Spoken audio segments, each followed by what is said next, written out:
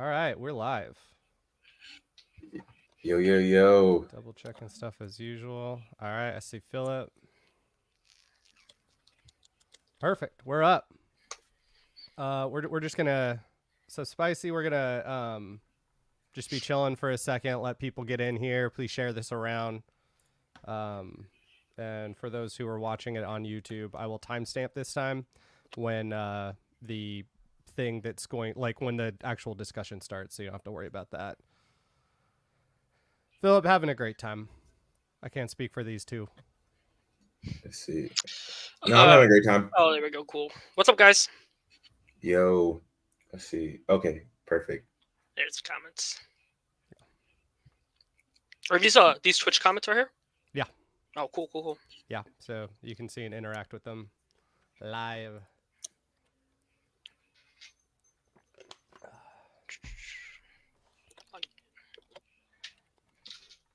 And all. Happy New Year, Wayward Caster. Wow. Happy New Year. What's up, Wayward? And we'll give it 5:05 Pacific time. We'll start getting into the discussion, and we're doing stuff that a lot of you probably know for the first bit to give everyone a chance to get in here. Feel free That's to right. share. Yeah. I forgot you're on the West Coast, huh? Yeah. Los Angeles. Los Angeles. Yeah, we're like coast to coast. We got East Coast, Central, West Coast here. Oh, yeah. It all. I do, something that I always like being part of something where most of the time when I'm seeing people, it's in a different city every time. Right. Because it's just like, oh man, we got a lot of memories there. I got friends in Los Angeles that I rarely see here, but I'll see in like Seattle, New York, all that. What's up, Socrates? Rainshine, Adam. Please feel free to share. We're letting people come in, but the shares do help. I know whether it be on the Facebook groups or even in the Discords. Let people know. I know people are also busy. It's the first day back from New Year, so just giving people plenty of time to get in. Yeah. We'll start up properly in a couple minutes, and then this will be going to the YouTube, so if anybody's worried about missing it. I doubt this one is going to be 4 hours long. Yeah, I don't think so. How's everybody's New Year's? Good? Good. Yeah. Anybody do anything fun? Can we get mic checks, too, from the audience? If any of us, our levels are low, let us know. We can pop them up or vice versa. Nothing crazy this year. I was just watching. I'm rewatching Game of Thrones, and it's like the second time watching it. You pick up on so many different like aspects, and like everybody is vying for the Iron Throne in different ways. So I just was watching that because I think back to season 7. So we're almost at the finish line. Yeah. How do you like that Battle of the Bastards? One never gets old. It never gets old, but then you realize that how much of a coward Ramsay was. Like you're just like Ramsay wasn't as accomplished of a fighter or even a strategist as what he. Yeah, I love House of the Dragon. Yeah, I can't wait for the second season. Yeah, it's gonna be good because that's a complete story too. So and you already know the ending. The first season covered what, like 20 pages of, because it's only like 100 pages of that history book he put out that it's covering, so it's gonna be good. All right, I'm gonna say let's get this kicked off. We got 20 people viewing right now, and then we'll get, as people come in, we got a few stages of this conversation. Easton, do you want to kick us off? Yes. How's everybody doing? Happy New Year. We have a special episode, another town hall. This is just another episode in terms of our prior one being the, just an initial town hall that was just with Esther and I, but we have a special guest. We'll go through an introduction starting with Esther, and then we'll let our guest introduce himself, and then we'll get into the nitty gritty of the conversation. Yep. I'm Esther Ellis. I make the Towers and Metazoo podcast, and now it's Towers TCG podcasting. So you'll be seeing Nom Nom stuff on there. I'm going to keep doing Metazoo stuff, and then we'll see if other games pique my interest, but I'm very picky. And then I am facilitating, hosting all of this. So you'll be able to find this stream on the Towers TCG podcast YouTube channel, which you probably already follow. What's up, guys? I am Dave, Dr. Cards. I have LGS, Metazoo partner, player, judge, judge Long Beach CollectCon last year. Well, actually 2022. Just all around in every part of Metazoo that I could have been in, I was in, and that's me. If you don't know me already. And I'm Easton. I won the first and only Caster Cup. Reigning champ. But I like to consider myself not just a player. I've been a longtime fan of Metazoo when they started out with the Kickstarter. But yeah, player. I judge some events, but mostly known for Caster Cup. So yeah, for sure. Yeah. All right. And this one, we're talking about Metazoo, the partner perspective with, of course, we got Dave and Easton are going to be the main players in this conversation. So, Dave, real quick, we're going to get into, before we jump into the big conversation, just the letter that Metazoo posted, the apology letter. But before that, you want to tell the people what like a Metazoo partner is for those who might not know? Metazoo partner is a person connected to Metazoo on the back end.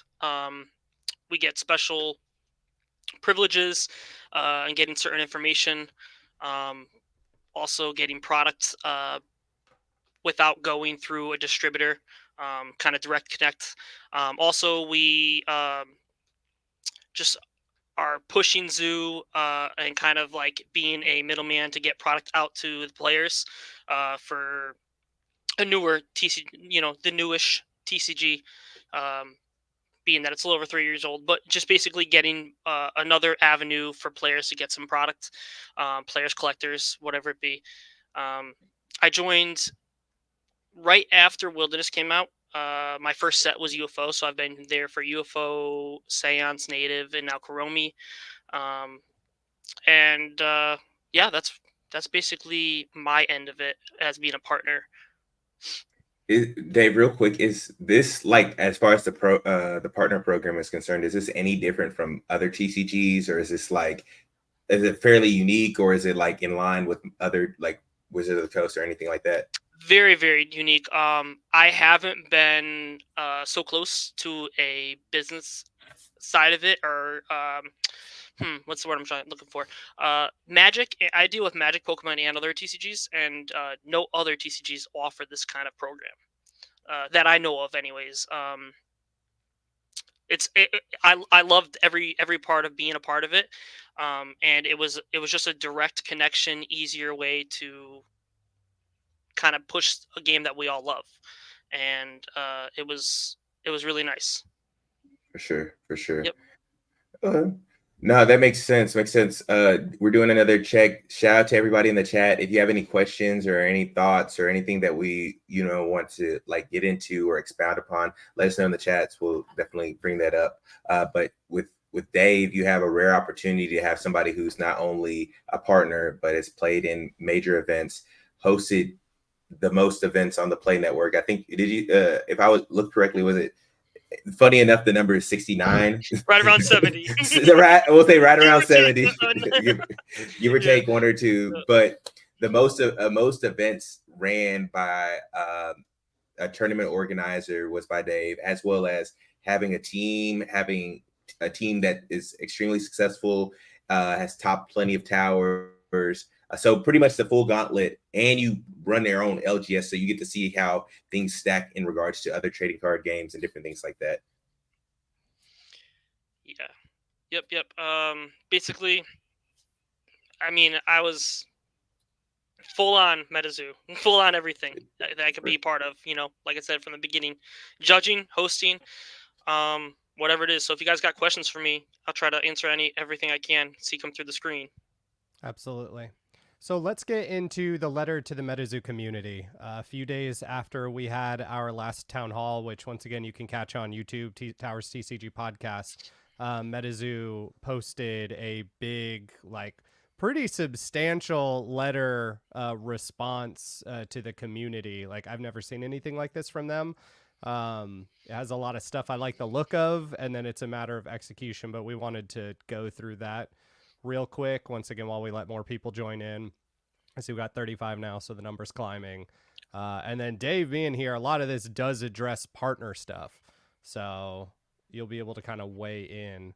I'm not going to read the letter itself, but starting with this, they've broken it down into bullet points, so I think that makes it easy. We've got the first one's talking about pre-orders, which means with this one, they say they're no longer going to be doing pre-orders. They're going to be wait until they have product in hand, and then allow people to purchase those, get shipped to them.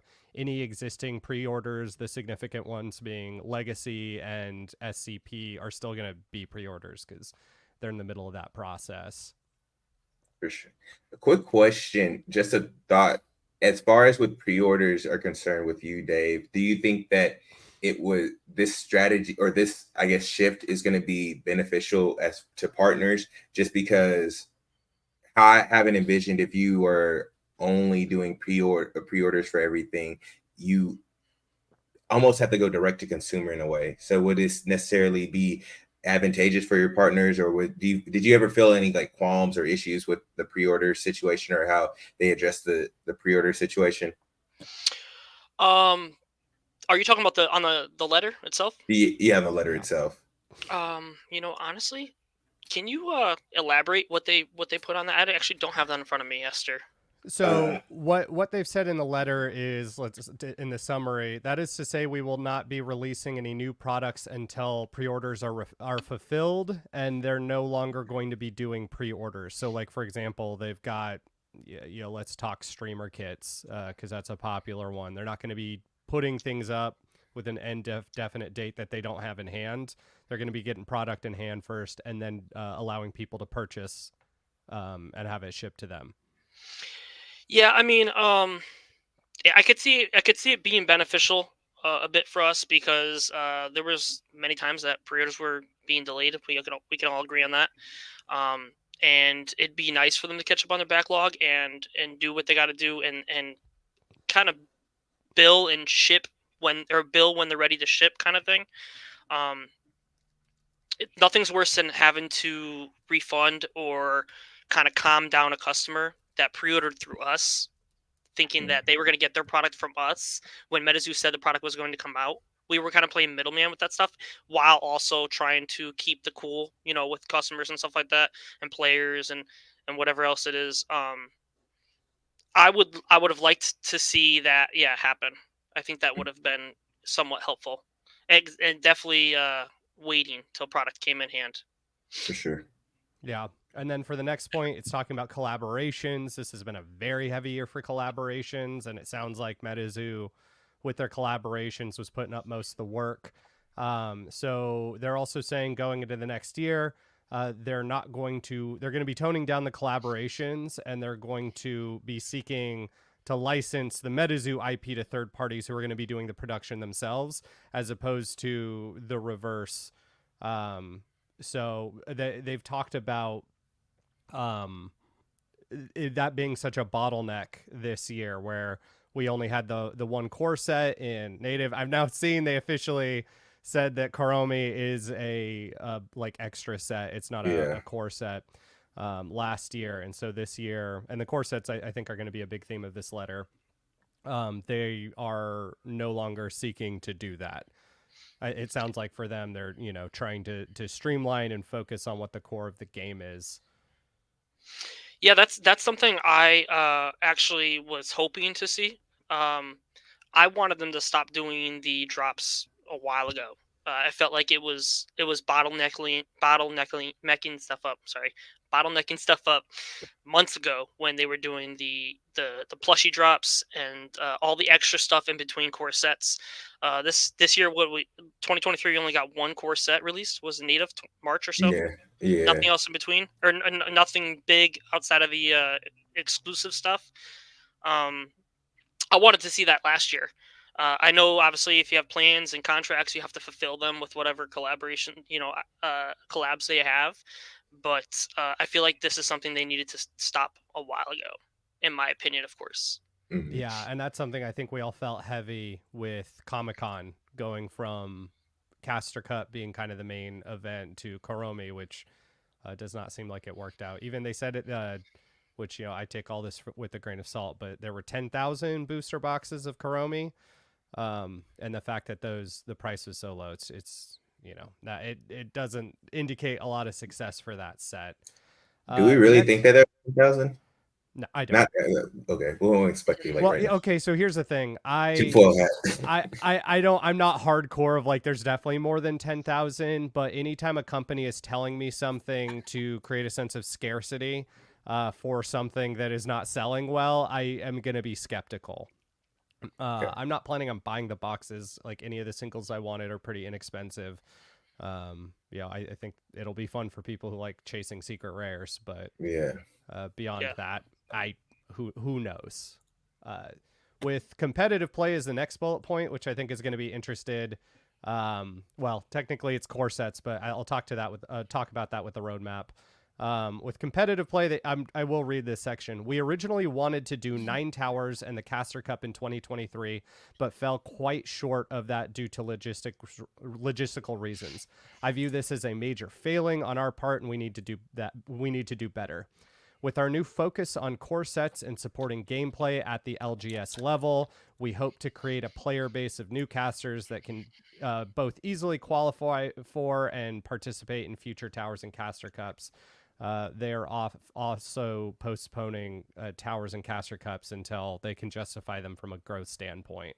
So the goal of that is to start building at the LGS level, which that sounds like another thing that would have been great last January because my LGSs don't have the game anymore. But I do think that's the right move. I was gonna ask Dave, what are your thoughts as far as like LGSs and Yeah, what's being been your on the ground? experience hosting the LGS? Do you feel supported? I know like I watch you guys put all that work in even with the online tournaments. Yeah, in the beginning when Wilderness first released and they sent out when UFO came out and they sent the UFO, I think UFO was the set that they released the LGS kits with the promos. Yeah. When those came, I will 100% give them credit. They were very, very, very helpful. It helped push play. I mean, I was handing out decks to new people. Prize support was loaded. I mean, we were doing $10 entries, and I think I was throwing in 4 to 5 packs per person into prize support just to kind of incentivize people to keep coming to play and learn and whatnot. When I ran out, I will also give Metazoo credit. When that ran out, I reached out to Mike direct and let him know. He kind of already knew that I was hosting some of the most events.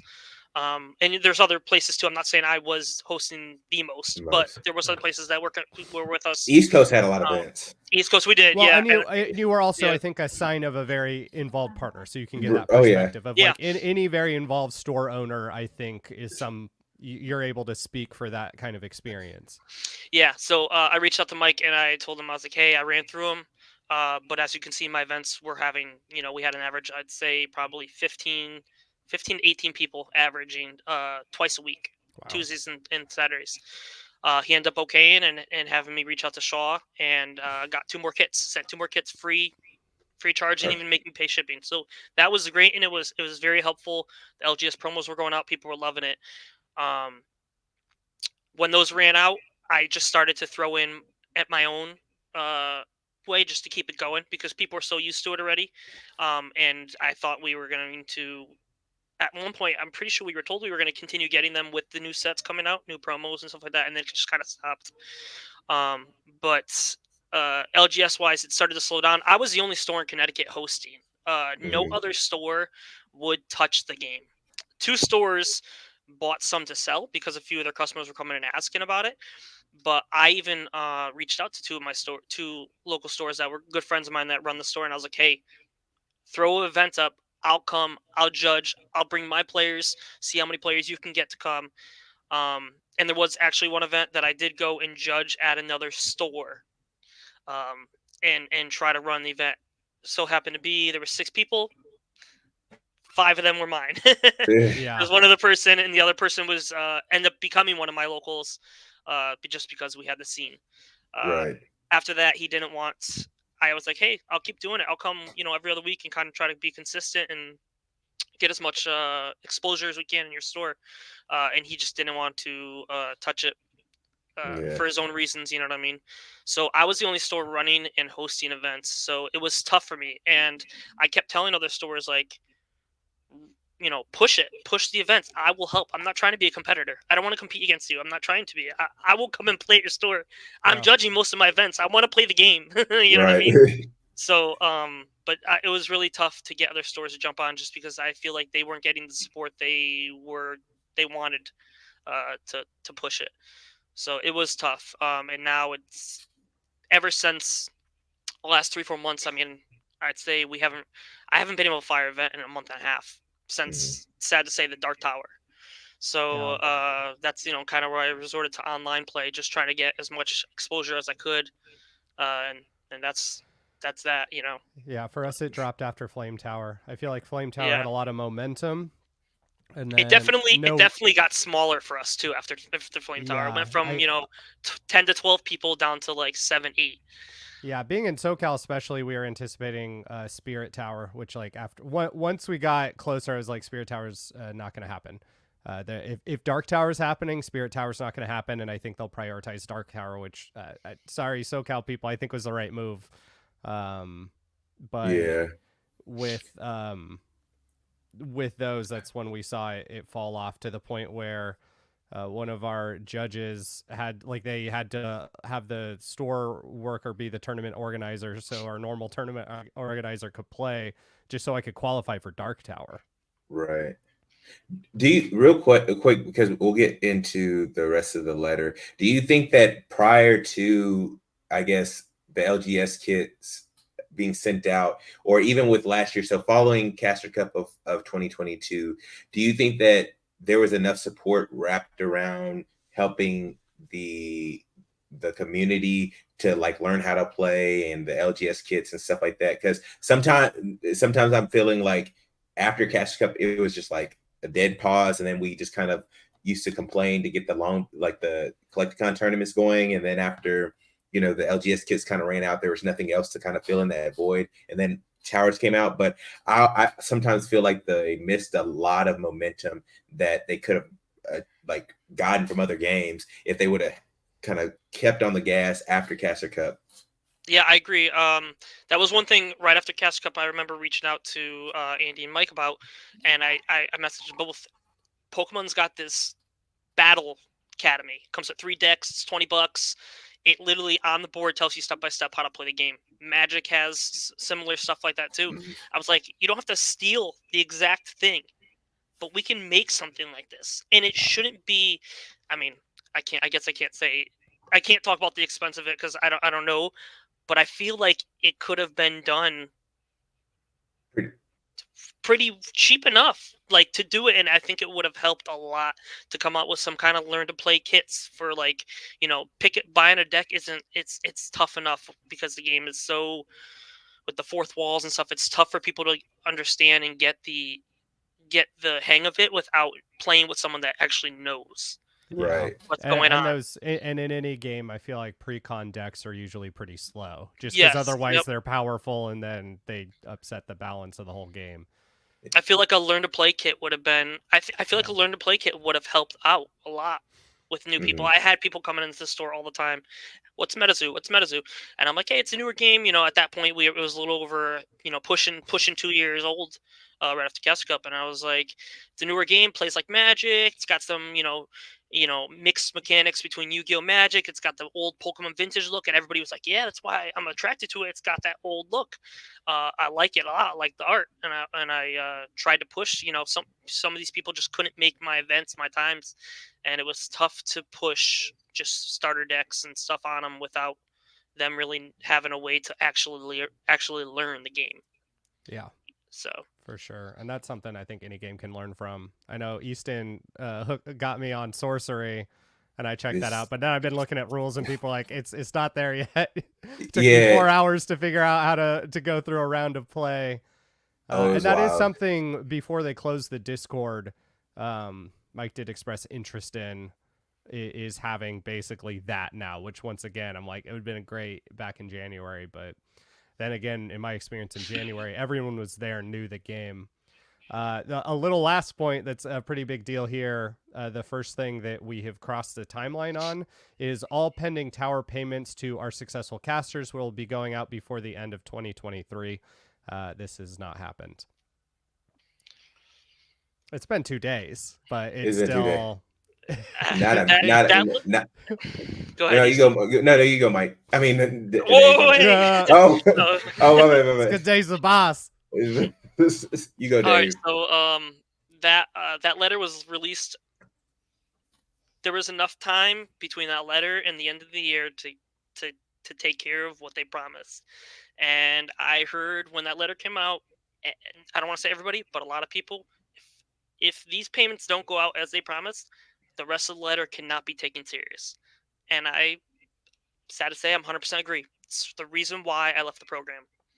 I left the program because I saw that promise letter, and I know how my players are. I have a local, got 4th place at Dark Tower. He's not pressed for the money, and he's not pressing for the money, but he's asking me, hey, you're a partner, what's going on? You know what I mean? And I couldn't be a part of that anymore until they catch up on their shit and internally fix what they gotta fix. Yeah.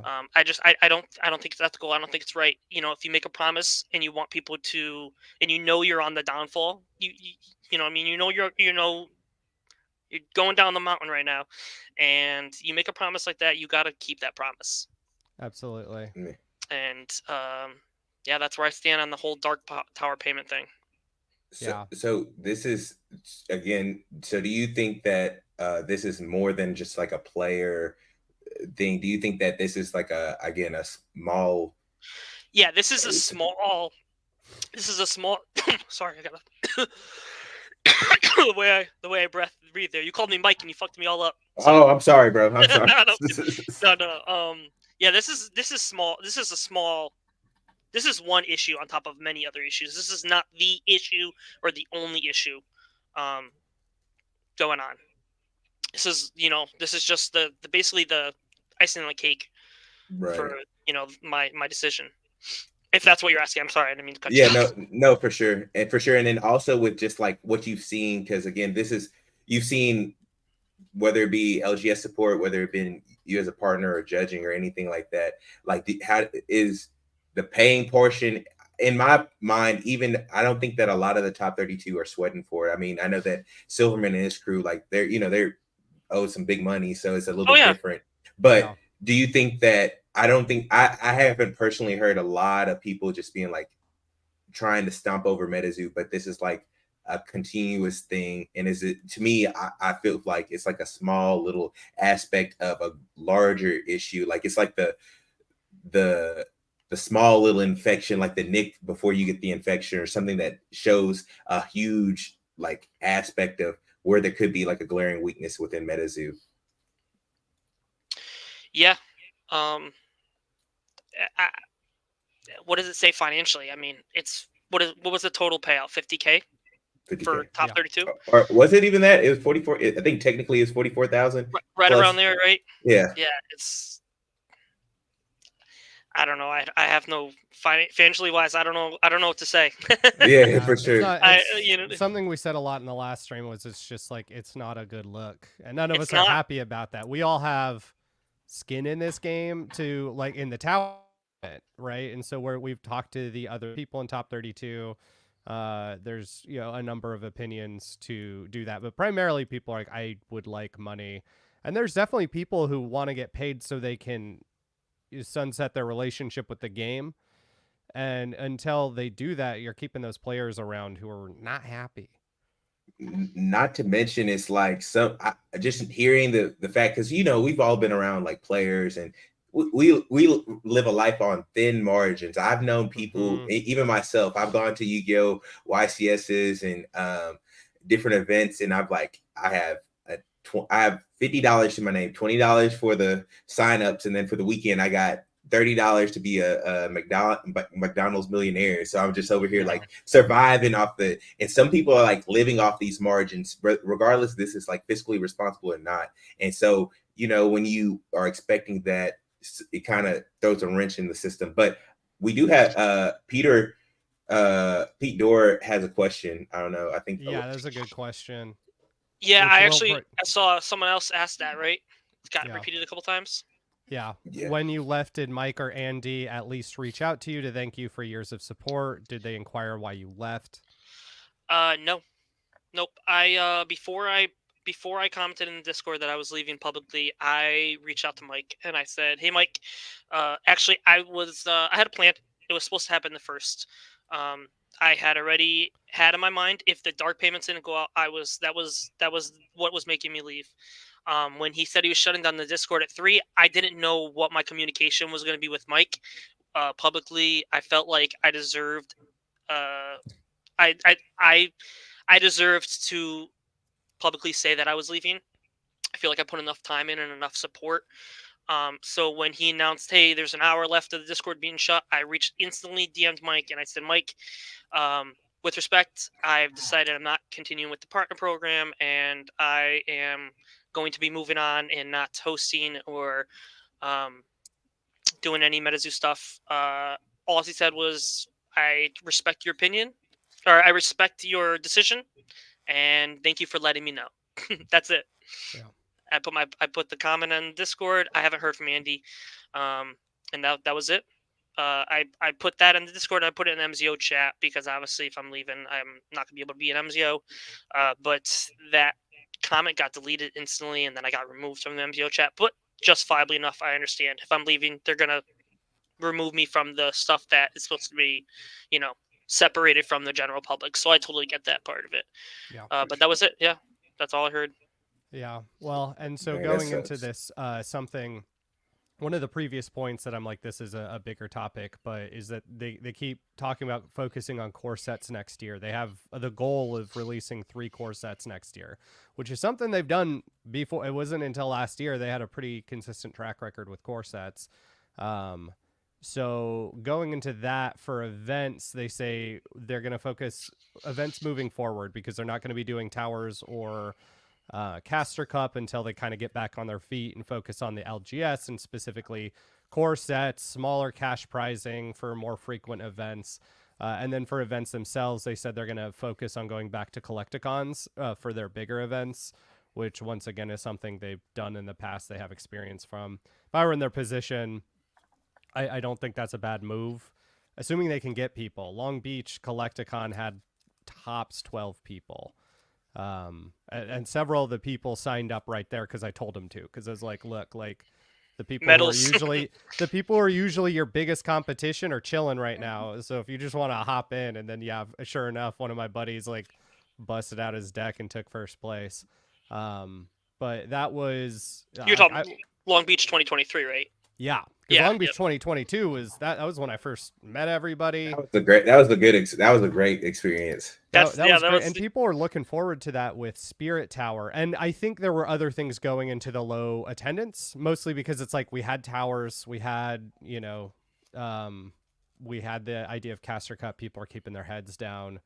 But this is kind of, they're like, all right, let's pare back, go to core sets, go to LGSs, rebuild the player base, which I think they absolutely need to do. And then for events, do Collecticons, which I imagine are more manageable for them to set up just because they've done all of them. Moving on to the partner program, they're no longer expanding their partner program. Discord, we have already seen the result of this. This is something that they promised and have done, is they shut down the Discord as like a community server.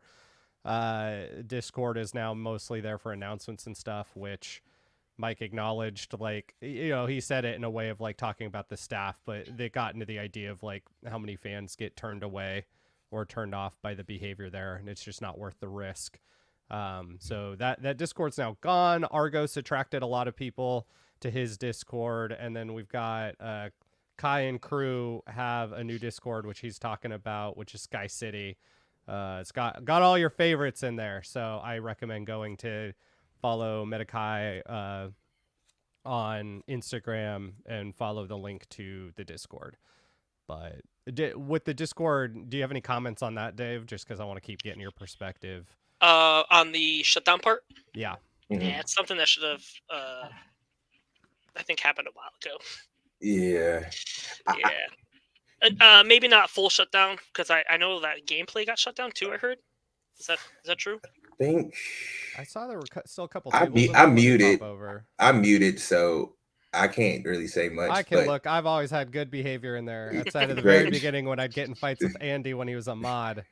It's just the study room in there for MZOs, so they're gonna keep up the MZO stuff. Yeah. I think gameplay. I mean, the game's gonna be the game. They want the game to be played. How can you shut down a actual major gameplay discussion on Discord? But I get it. Like I said, I wasn't in there. I was already removed. I'm sorry, I lied. I removed from MZO. I left the rest of the Discord after that. But I don't know what happened, if there was a riot or whatever happened. I understand some of that stuff can get pretty rowdy, but I didn't. I don't know. I'm kind of like indifferent. You know what I mean? Like something had to happen. Either they had to shut down the Discord, or it had to go to a just community forum that was ran by Metazoo.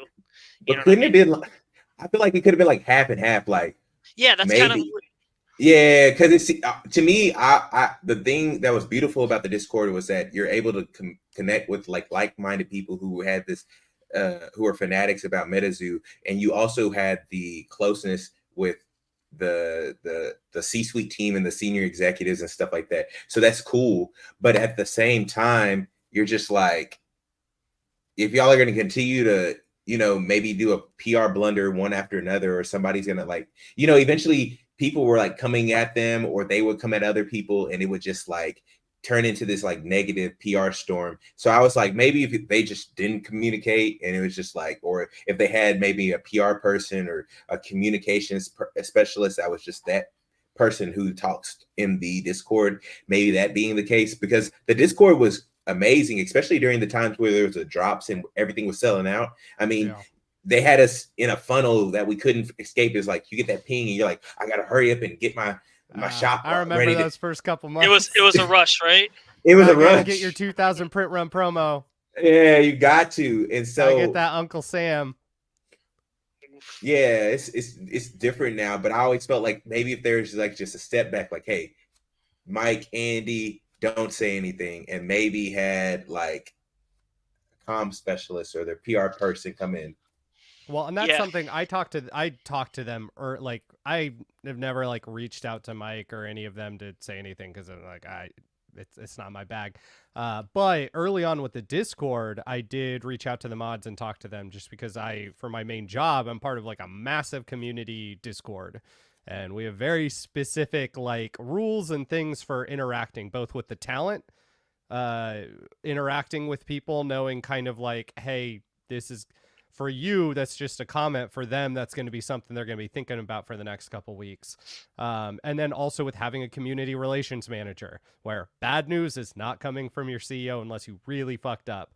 Like all of this stuff, like it's community relations manager. As much as I normally hate corporate speak, when it comes to a business like this, being able to like deliver bad news, stern news, discipline, you want to be detached from that. And especially where early on, like when Andy was a mod, the mods were such active participants in the Discord, which is pretty unusual because mods' job is to moderate. And so I was watching people like leave the game. I'm talking like week 1 of first edition dropping of Cryptid Nation, because they'd come in, a person would ask like what I saw as an honest question. At the time, Andy would see it as a hostile question, start roasting the guy. And I was like, dude, your mods are scaring people away. That's not good. Your mods should be ghosts with the occasional meme, right? Like I think Bats was a good example of like what you would want out of a mod. And Bats wasn't even, that wasn't Bats' job, of like someone who's present, someone who you can tap in. but it's like a ref. So with the way that they've consistently run things, I think shutting down they have to do. Ideally, there would be an official Metazoo Discord for community gameplay, that sort of thing, but that's in the same way where you're like, okay, ideally, you know, my niece would be able to run around on the streets and do whatever she wants, but it's like that's not the neighborhood we live in right now. So you just got to be realistic. Like, I wish I was different, but with the way they run things, especially not having a community relations manager, like before things started going wrong this last year, 2023, there was a lot more peace with Mike taking a step back and not talking as much because there's just less drama, there's less fuel for people to jump in.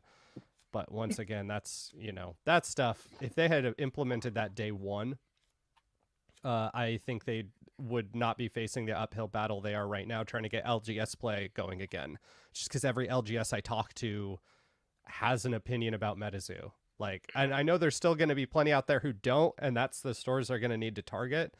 But if you already have a negative opinion on a game when you're walking in, you know, and you're going to spend money on that, like, and Dave, have you had? Like, I've seen it many times. What determines whether you pick up a game or not? I mean, obviously, money I think is going to be the primary one. Is this going to sell? But when you take a chance on a game, right? Yeah. I didn't start pushing Metazoo in my store until Nightfall. I had a local buddy of mine, real good friend of mine, actually. It's been dealing with me with Pokemon and other games since 2014, 2015. He got in the Kickstarter, or I think he was there from the beginning, whether he was in the Kickstarter or not. But he was there from the beginning, pushing, "Hey, you got to get Metazoo, you got to get Metazoo, you got to Metazoo." Whatnot was blowing up. And I was like, I'm weary about new games. I'm used to like Bandai stuff, you know what I mean? The 2-3 year thing. So I was a little weary about jumping into it. But when I seen the online push for it, like on Whatnot, I was like, okay, very least I'll grab some stuff. If it doesn't work out locally, I can jump online and kind of work things out. And locally, I put it on the shelf, and people just came walking in. At first, people were walking in. I had a couple guys coming and looking for like Harry Potter, the old Harry Potter game and stuff like that. And I sold them on the Metazoo, and they were locals of mine for months and months and months. But then I also had people come in that were like, "Hey, Metazoo, I've been hearing about this, but I keep hearing like people are getting banned and they're getting roasted, and just." I hear the owner's a dick and just all these rumors, and I would walk in and be like, "Listen, are you here because you want to get to know the owner, or do you want to play a new game? Like do you want to learn a new game?" And that's what my push was when people would come in. I'd be like, "Listen, if you could ignore that bullshit and you just want to have fun and learn the game, grab a deck. Let's sit down. Let's play. Come on, I'll teach you right now. You know what I mean? Come here on a Saturday at 1:00 and see how I barely have seats for everybody. You know what I mean? Come, just come see the community." And that was my push for it, and that's kind of why it just exploded. Yeah, and that's where locally I talk for about, me. Yeah, community relations manager, because like I don't like management at Magic the Gathering. I like the creative team behind it, but like managers, like absolutely not. But I don't see them. But and also that game's juggernaut. Quick thing caveat. I was gonna say, do you think in regards to the community, because sometimes I always kind of wonder, I'm like, dang, the community was like the best part or is the best part of Metazoo. But do you think that for you throughout this journey, especially becoming a partner, leaving the partner program, did you have to differentiate between the community of Metazoo or Metazoo being your friend and the community being your friend? Because how I saw it was that the community was my friend and not Metazoo. Like, I think that the closeness that we had with Mike and Andy and all the mods and everybody in the main Discord chat made us a little bit blind to maybe the constant mess ups or the delays or something like that, and gave us a little bit more lead time, or they had a little bit more roadway with us as the community. But in reality, we just wanted to be connected with each other. But in a way, I always feel like, do we ever really focus on Metazoo the business and let that be our deciding factor, or were we so focused on the community that we kind of got blinded to all the stuff that was swirling above us? Yeah, I absolutely did get blinded to a lot of stuff, and I ignored some stuff. Honestly, I just try to, and I've said this before, I've tried to create the best experience I can for my players locally and online, collectors and stuff like that, people that are buying from me or playing with me, whatever. Um, I tried to stay as positive I can throughout, any negative instant that was going on that week, month, whatever the case is. Um, People would ask, like we'd be in a group, people would ask about something that's going on in the Discord or what they heard, and I would most of the time I'd try to ignore it, or I'd just say, hey, whatever, it's dumb shit, they'll get over it. I mean, it's growing pains. They're within their 3 years. It's just stuff that they, you know, everything can't be up, up, up. They gotta like learn how to get over hurdles and stuff like that if there's issues.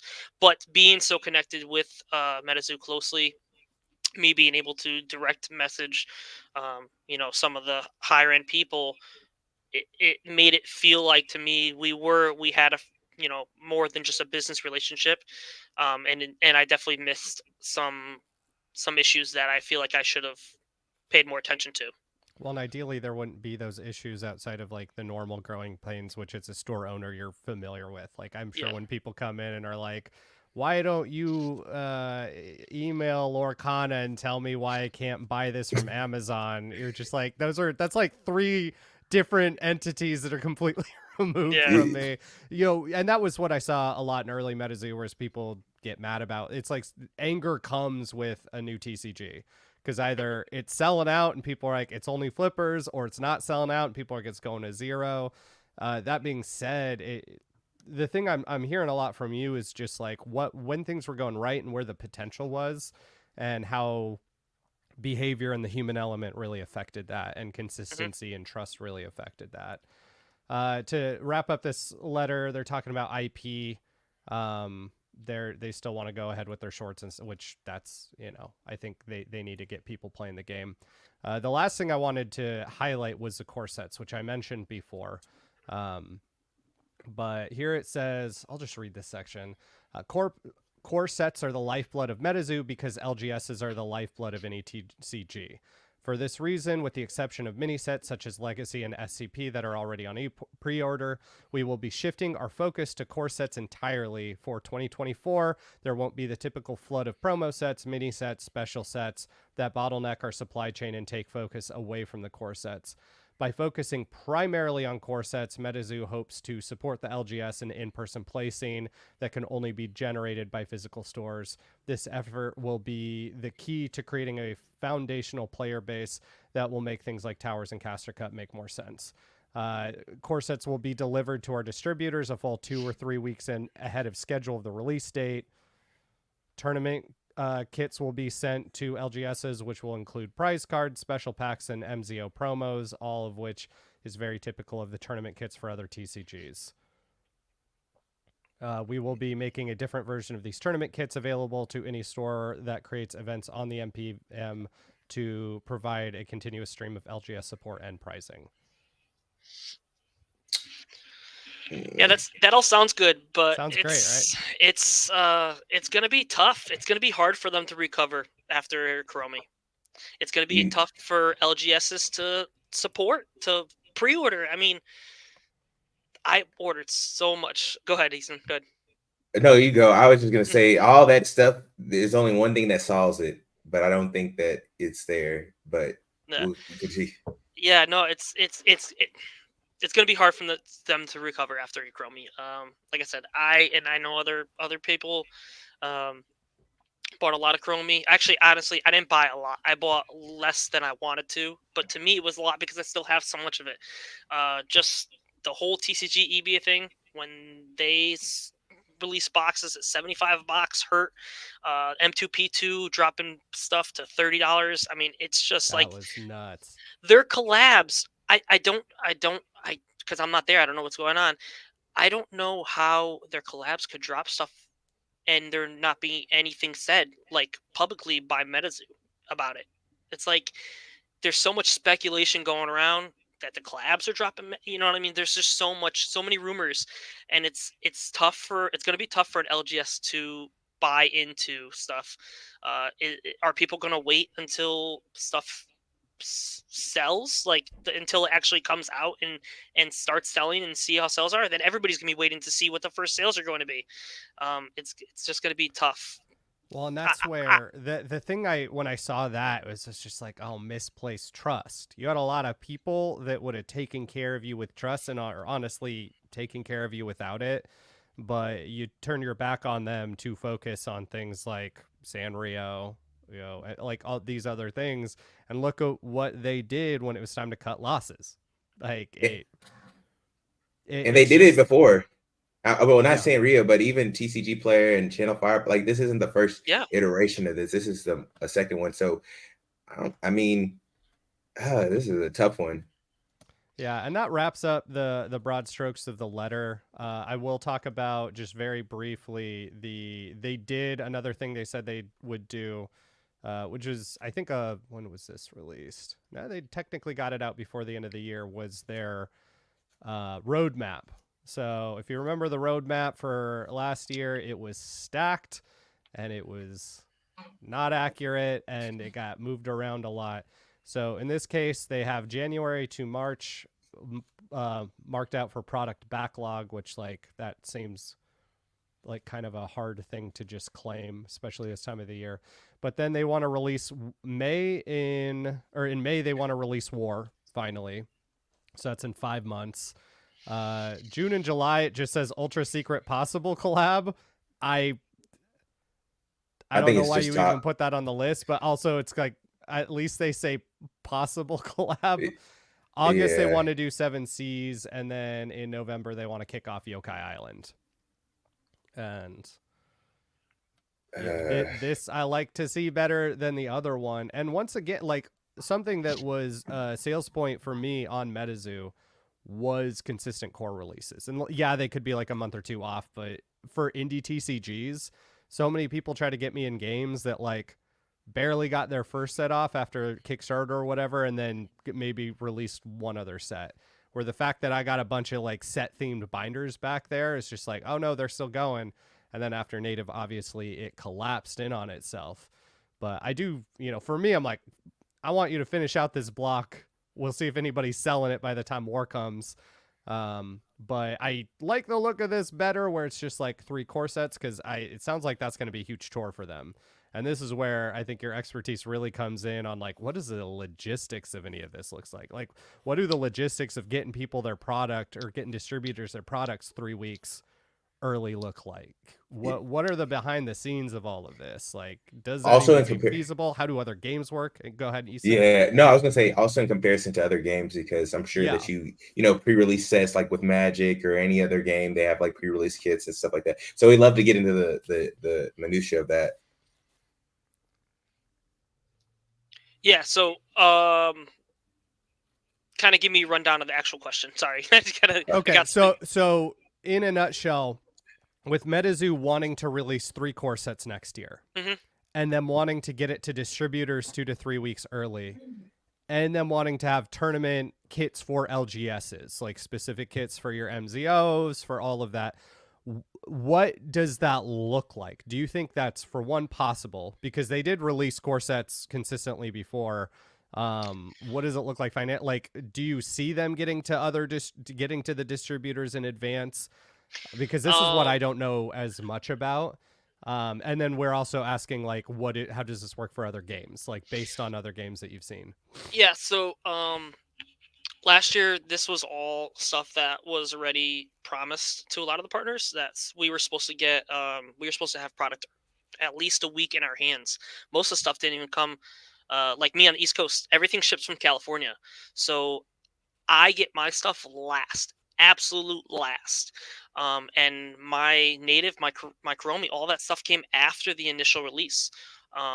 But I think that all their exclusive drops and all the extra stuff they were doing in between was bottlenecking everything up and slowing everything down. As long as they stick, I believe that as long as they stick by the roadmap and they only do the 3 cores and they're not doing secret drops and all that other stuff, I think they can. I think they can do it because that should be the only thing they're focusing on after they get rid of the backlog. That should be their main focus, is getting core product out. So I think they can do it. And I'd like to see them do it because I don't want to see them fail. Yeah, right? That's the last thing I want to do. I still love the game. I'm still a major Cryptid fan. I honestly, didn't know much about cryptos before Metazoo, and now, hold on one second. I happen to be sitting next to something.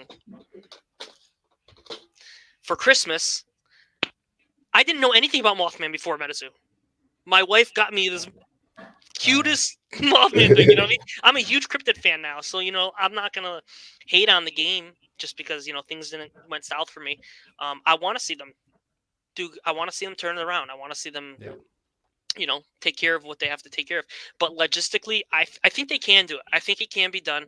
I just don't know what distributors and how much stuff they're gonna want to grab if LGS stores aren't buying it, aren't picking it up. That's my part of it. Is if LGSs aren't requesting it from distributors, are distributors going to request more than 500 boxes or something? You know what I mean?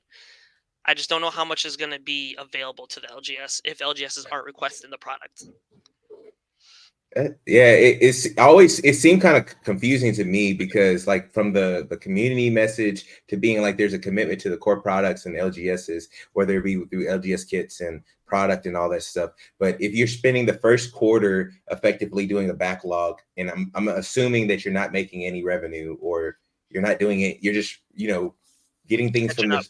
just catching up. They already got our money for Legacy. Yeah, so I'm assuming that they already have our money. Well, they already do have our money. Yeah. And so, how do you go into pre-ordering for a core set? Because this will be the first time that they've ever done this. So I'm like, are they going to get it right the first time? Like, how do you pre-order, but still allocate enough for the distribution or distributors and the LGSs? But I'm assuming that if you pre-order, it's almost direct to consumer in a way. So it's like that like fancy juggling act of like, what is the right number? I don't want to overprint, but if I print to order, that means I don't have any left over, and that might not be good for the, you know, LGSs. So I'm just like kind of confused in a way.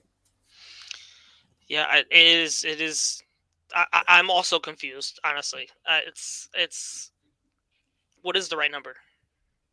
What is, you know what I mean? Like, how are they gonna pre-sell something that is, they set a roadmap, but like, when are they gonna sell it? When are they gonna push it? When are they gonna do that stuff? It's gonna be interesting to see. But I want to comment on Chris said in the chat that he has confidence. I think he said he has heavy confidence. Was it? I'm sorry. In this roadmap. Yes, I also do. I also do have confidence, and I have hope, and I want to see them succeed. I just want to let that be known. I know that I was a partner, and I'm kind of talking on, you know, some things that maybe partners shouldn't be talking about, you know. But I want to see the best for them. You know what I mean? I just want to step back and let them do it, and make my future decision in the future to see if it, you know, can be turned around. Yeah. I'm still gonna be playing the game 100%. I'm not getting 100%. You know, I might be selling my product a little bit cheaper just to kind of move some of my overstock that I've had sitting on for a while. But I'm still playing. I'm still going to be playing on the online Mishi events and those events, and you're still going to see my name up there on the table. And I'm still going to be testing out the cryptic, you know, client and stuff like that. I just got to, from a business standpoint, I got to take a step back on that side of it. Is all, you know. Sure. No, that makes sense. And I just think that everybody, like, as hard as we are on Metazoo, I think that everybody wants it to succeed. Like, I enjoy playing the game. I've made some of my best friends. I'm sure Esther has made some of your best friends. Yeah. Dave, you made a lot of good friends and business, like connections and stuff like that. So again, I don't want it to be where it's like, oh, well, we just want it to burn, because I like the gameplay better than most games. Like, I like playing the game. I like what goes into it. Because for me, the thing I wasn't expecting getting in is, you know, once I got into my 30s, and it's just like, oh, I'm far away from college. I'm not using my brain in different ways as often. And just doing this, I was like, this is a great activity. Great way to meet people, hang out with people I normally probably wouldn't have it hooked up with, like Adam Wall or whatever at an event. Like, and then just use your head. Like, having something to noodle on. It beats Sudoku to me. It's just one of those things where I think eventually everybody has to have like a line in the sand, or like I'll continue to like repeat. It's like, Metazoo is a business. You all are my friends.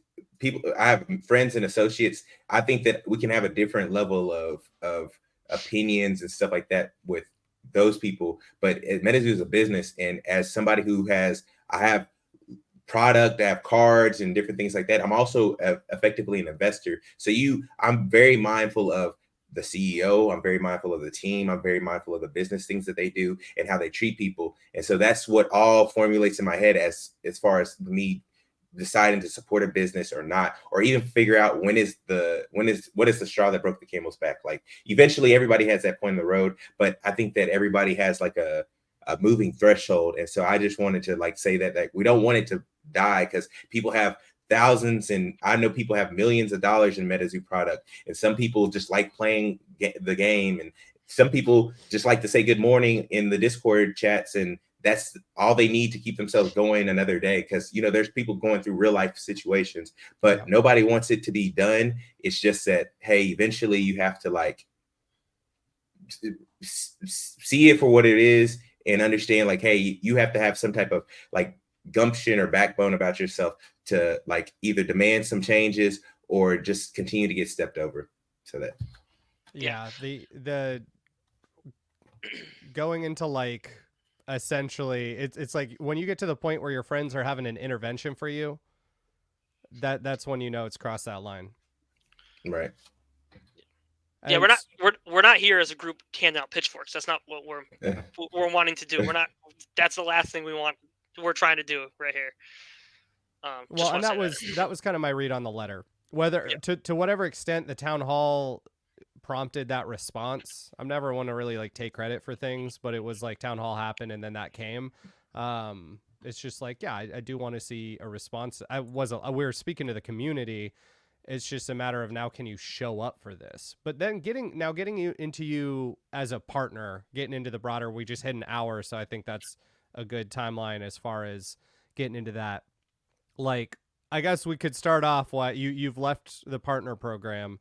You're not going to be hosting events and stuff. Why? What led to that? What was your straw that broke the camel's back, to use Easton's the payouts, terms? the promised payout. You know what I mean? Sorry, I had a little piece here, fuzz or something in my mouth. The payout, that's what I made a promise to myself when that community letter came out. I had already been talking to Mike the last month or so, and talking to other people part of the team, and just kind of looking for the updates and all that stuff. And I just kept getting told, when you hear it from us, you'll know. When you hear it from us, the same stuff that all other people are hearing too when they ask in Discord or whatnot. And I told myself that that answer is not good enough for me, as a major supporter. I feel like I deserve a little bit more. I don't say I'm better than anybody else in this chat or you guys or anybody like that, but I've put in a lot of time and support, and to get some like generic responses to stuff that directly affects my business. People aren't coming to play events because of the stuff that's going on in the back end. People aren't. I know online. I've seen it in Discord. In the Discord, I'm trying to push my online events, and hey, come get on the table. I'll be playing tonight. I got someone judging, and they're just like, hey, I'm not playing. I'm not playing until payouts are. I'm not playing and supporting the game until payouts are made, and until the product that we paid for months ago. We have an actual update, not a soon update, not next month you'll hear an update. Like, when can we expect our stuff? And people aren't supporting, and people aren't buying, people aren't coming to the store to play locally, and it affects my business directly. So I made a promise to myself, basically, if the people didn't get an email by the 1st, I was dropping out. That was my way of not being silent anymore, and publicly getting that info out. Like, I need to back out. Yeah. And that's why I decided. And I know in the community letter it says the partner program isn't being what it says is expanded. Expanded. It's still happening. There's still going to be the partner program with. I know that they told us it was going to be with, maybe not every single partner that was a partner of 2023, but it was still going to be there. It's just they weren't going to be looking for newer partners to elaborate on that part of it. So yeah, I just I couldn't stay silent and ignore these issues and broken promises anymore. And it wasn't like I dropped out just so like, oh, Dr. Carter's dropping out. He might be one of our biggest hosters. You know what I mean? We gotta make. I just want them to come out and say like, hey, we made an apology and we want to hold to it. And by them not making the payments on it, they didn't. Yeah. And that was it for me. That makes sense. Because also, I think that, you have, I mean, there's the opportunity cost that's associated with it. Because, I mean, what if Metazoo goes to the moon and, in the future? And I mean, I think that you making that stance is very indicative of your like morals and ethics, because eventually you have to take care of the people that take care of you, your customers, your friends, and eventually, like, again, things could turn around, do a complete 180, and things can go to the moon. But at the end of the day, I think that you can go to sleep at night knowing that you made a promise to yourself, because a lot of people are making promises to themselves and just having to keep going and be like, well, I told myself about. I did it for 2023 a couple times. I made myself promises. There was few people that I reached out to earlier in the year. Hey, if this isn't, if whatever the incident was going on at the time, if this doesn't stop, I have to leave the program. And I kept saying it for 2023. And I said, you know what? I'm starting 2024 fresh. I hope that they are too, and I hope that they just follow up with that letter. So I know exactly what you're saying. Yeah, I wanted to, I couldn't keep breaking promises myself about that. So what were some of the like upsides of being a partner to you? Like, was the partnership worth it for the most part? And what were some of the greatest difficulties? Like, what were times where you had to take arrows on your back to back up Metazoo versus times where if you ever felt like Metazoo backed you up, or there was like a benefit to the effort you were putting in? I mean, for the most part, it was beneficial to be a partner. As far as the product, and uh, I was getting some game support when I was hosting stuff. I remember Fajir reached out to me directly and was like, "Hey, send me the link to the metal event you're hosting." I forgot what month it was, June, July, something like that. I'll put it right on the main screen. Like when someone logs into Metazoo games.com, your event's going to come up. Your event's going to be the top one there. So there was definitely some very beneficial parts of it. But it slowed down as soon as like September, October. There was just nothing really beneficial. Like, I hate to say that because it might sound like I'm being selfish. Like, hey, I'm not getting anything out of it anymore. So that's it. But like, that's not it at all. It's just, things started to change halfway through the year. With the ending of the towers, the canceled towers and stuff like that, and then the canceled Castle Cup. That was another thing too. Is like, I was telling my locals, hey, you got to come to my event to qualify to go to tower. And some of my locals really couldn't afford the time and financially to go to some of these towers so that they could play Cash Cup. And then when the Cash Cup was canceled or postponed and then never happened, I felt bad in myself because I told these guys, like, I helped them. I mean, there was a couple times where like Dark Tower, the people that traveled with me, my locals, I picked up the hotel.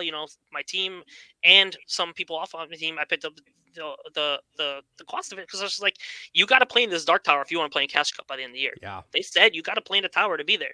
And I know Dark one of my Tower is buddies. large. Yeah, and I feel bad. I feel like I lied to my. I know inside I know I didn't, but I felt it because I pushed these people to spend money they may not have had to go to the tower to eat the food they might not know. You know what I mean? Just the whole cost of everything in general, and it made me feel terrible that Cash Cup was postponed and then we never heard about it again until recently, that it was just not going to happen. Yeah, it's just all things that were just making me feel terrible as a person and pushing the game on my locals. Yeah, I can't imagine, because just me as a player, when I was talking to people about it, talking to friends, and they're like, "Oh, do I get into Metazoo?" I'm like, I mean, at first I was like, "Yeah, I'll help you," and then it's like, "No, I don't have time. Like, you guys missed the boat. I've got this competitive scene." But then when it came to like, oh, to go to Caster Cup, which is gonna be this huge event, you need to go to a tower, which I think made sense in Yeah. general. Ideally, if there were 2 more towers. Yes. Like I didn't need a tower every month, or Collecticons also counted. Because I know I think that's a thing. If there was honesty with looking in the mirror, them looking in the mirror, they're like, I want to do an event every month. Can I do an event every month? If the answer is no, okay, maybe we make that a partner thing, whatever. But the fact that people did spend money, and I know players talking about the thin margins Easton was mentioning early, who are like, I put in the work, I put in the money, I was confident in getting prizing at a And tower. you paid for it. And you paid for it. Yeah. You already paid for it. And then you did win, or you were very successful to the point where like, now I can make my plans for the next one. And then that money doesn't show up. Like there are people where if Caster Cup had happened, they would not be able to afford it who made the money. Like who made, because Metazoo didn't pass it on. And so being someone who's representing and trying to back up a community, I'm like, that seems rough, especially with what happened. And that's not even talking about the time investment, which is something I know Easton and I imagine you guys had a lot of hours invested in CTS hours are crazy. deck building for Caster Cup and like all of that time. And I'm a contractor, so I can like track how much money those hours are worth to me. Sure. But that's, and watching them take a step back from those, it is funny where I'm like, oh no, did we delay this stuff? But it's like, just be realistic, I think is important. What, as far, so it sounds like some of the things that were difficult for you, or where it's like, this is not acceptable, is the like feeling like you're deceiving your players or you're leading them astray. I have such a I communicate with my players, like customers, like friends. Actually, I've developed a lot of like lifelong friendships that I'll probably have family friendships with these people just from traveling and this game in general. It was different. It's way different than like people coming in for Pokemon and stuff like that. We just connected differently. So it just, it feels bad to have to upset, yes, a customer, but also a friend. You know what I mean? A friend, a family person, or whatever it is. Especially when I know that some of them aren't financially well off to be traveling for every tower or the tower that they went to just to make it to Caster Cup. For us, it's easy because New York is only an hour away. So Caster Cup, if we have to, we could leave at 5 a.m. and get there. Yes, it would suck. We should be getting rest for the event, but we can make it happen. Some of you guys being in California, I mean that's a trip. that's a weekend. Couple times last year. Yeah. Earth Tower. I did Earth not Tower, sleep. yep. I did not sleep at all. Well, and especially where, I think there's a lot of hope that comes in competitive TCG playing. There's a lot of hope and there's a lot of work. And there is that avenue when you have a prize pool that heavy, like with Caster Cup, where it's someone who, if they put in the work, if they took in that risk, if they were, McDonald's millionaire, and then they won, like that could turn a whole life around. And then, I hope like something I would like to see in 2024, and assuming that Metazoo's able to get, back on their feet, both with the community and others, is some kind of like benefit from participating in the towers. It's like, no, you still qualify, because in the past, what they would do is like, no 2023 tower counted. You need to do whatever the new thing is, the new Collecticon, whatever else. I don't think that would which be is good kind for of what them.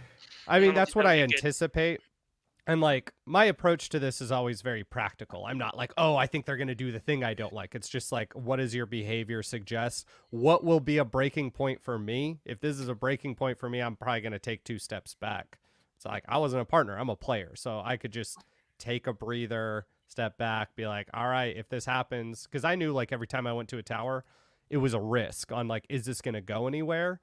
Right. But I like you. I love cryptids. Like I got cryptid stuff all over my walls from unrelated to Metazoo. And so I was like, yeah, I'll go to Mothman tournament for sure. I'll run all over that. And that was like a highlight memory for me. I'm kind of unique in that. Like, and that is advice I give people. It's like, I'm like, be realistic with what this is. Don't lie to yourself. Don't let them lie to you if you can help it. And then it hurts when you do that. And then you get played anyways. Yeah, it is tough to be realistic though. I mean, with like it's tough to be with Metazoo and their planning stuff because some of their information don't come out till 2-3 weeks before the tower. Yeah. So it's like, when do you say, okay, that's it? If information comes out, I cannot make it. You know what I mean? Like, everybody wants to make it, but it's like, yeah, it's very. Everyone I know shooting for top 32, they're like, I will. If it's 3 days, it's gonna be 3 days. I'm gonna be annoyed, but I'm gonna be there, which is an interesting experience to kind of witness being new to TCGs. Easton, you look like you got something.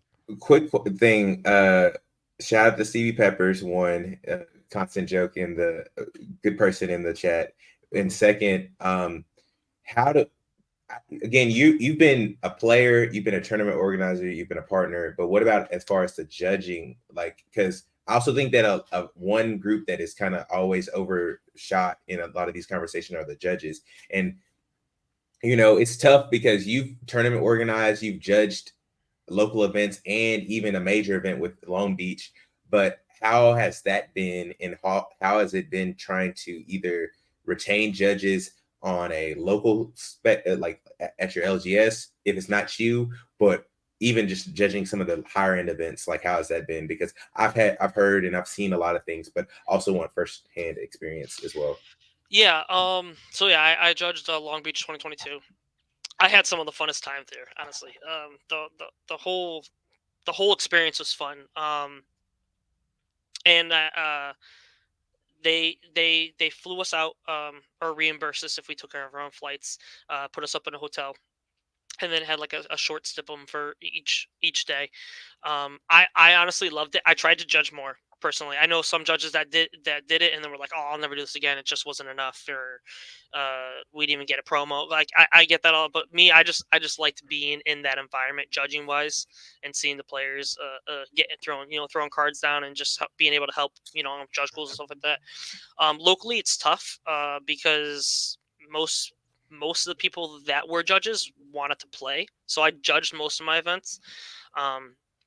But I would take care of them, whether it be if we were doing $10 entry, I think I did like, you got $3 per person credit per person that came, so like kind of give them an incentive. Hey, if you're judging, put out locally. Hey, I'm judging Dr. Cards today. Come down. Get as many people in as you can for the event, because it's kind of like the more people you get, the more you're gonna get credit. Easton blacked out for me. I think the stream's still going, so we'll let him hop back on. I just want to make sure it wasn't me. Yeah. No, it's good. That's always the thing with live streaming, especially. I don't have a lot of experience doing this, so this is my second one. So I try to keep it, but it's all being recorded too. Oh, okay. I was gonna say, I don't know if I should keep going, because kind of asked me that, but yeah, no.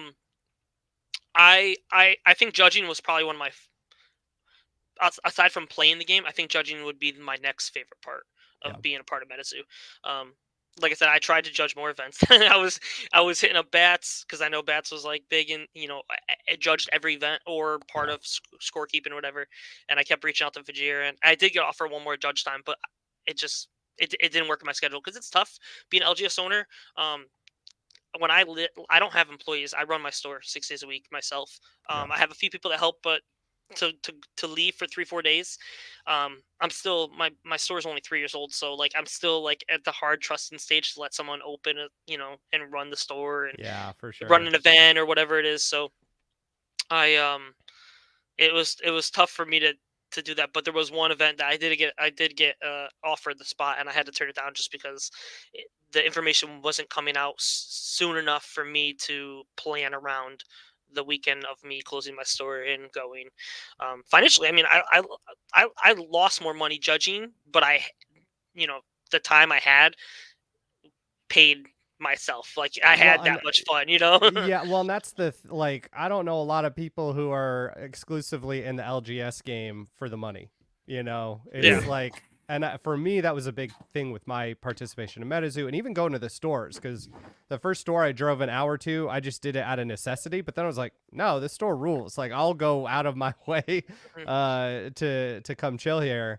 And so, I mean, that's cool to hear. So when it comes to judges, I know Markers was like a big advocate for this. With the judges you knew at your store, what do you think is something Metazoo could like realistically provide to incentivize those judges, where they would rather judge than play, and they would show up, and give that time? something exclusive from what general public can get. I think some cool alt arts of like if they were to if Metazoo's following the meta, it's not hard. The card pool is not that big. If deck lists are up and they could kind of even if they just reach out to some of the like the higher end or not higher end, some of the higher event hosters and say, hey, you're throwing most of the events. What are you seeing in your meta? Like, you know what I mean? What kind of cards would be cool to throw a judge stamp on, or for what would be cool for us to do like an alternate art of for your judges or whatever it is. I think something exclusive from what did, like I said, the general public can get, and also like judge kits would be cool.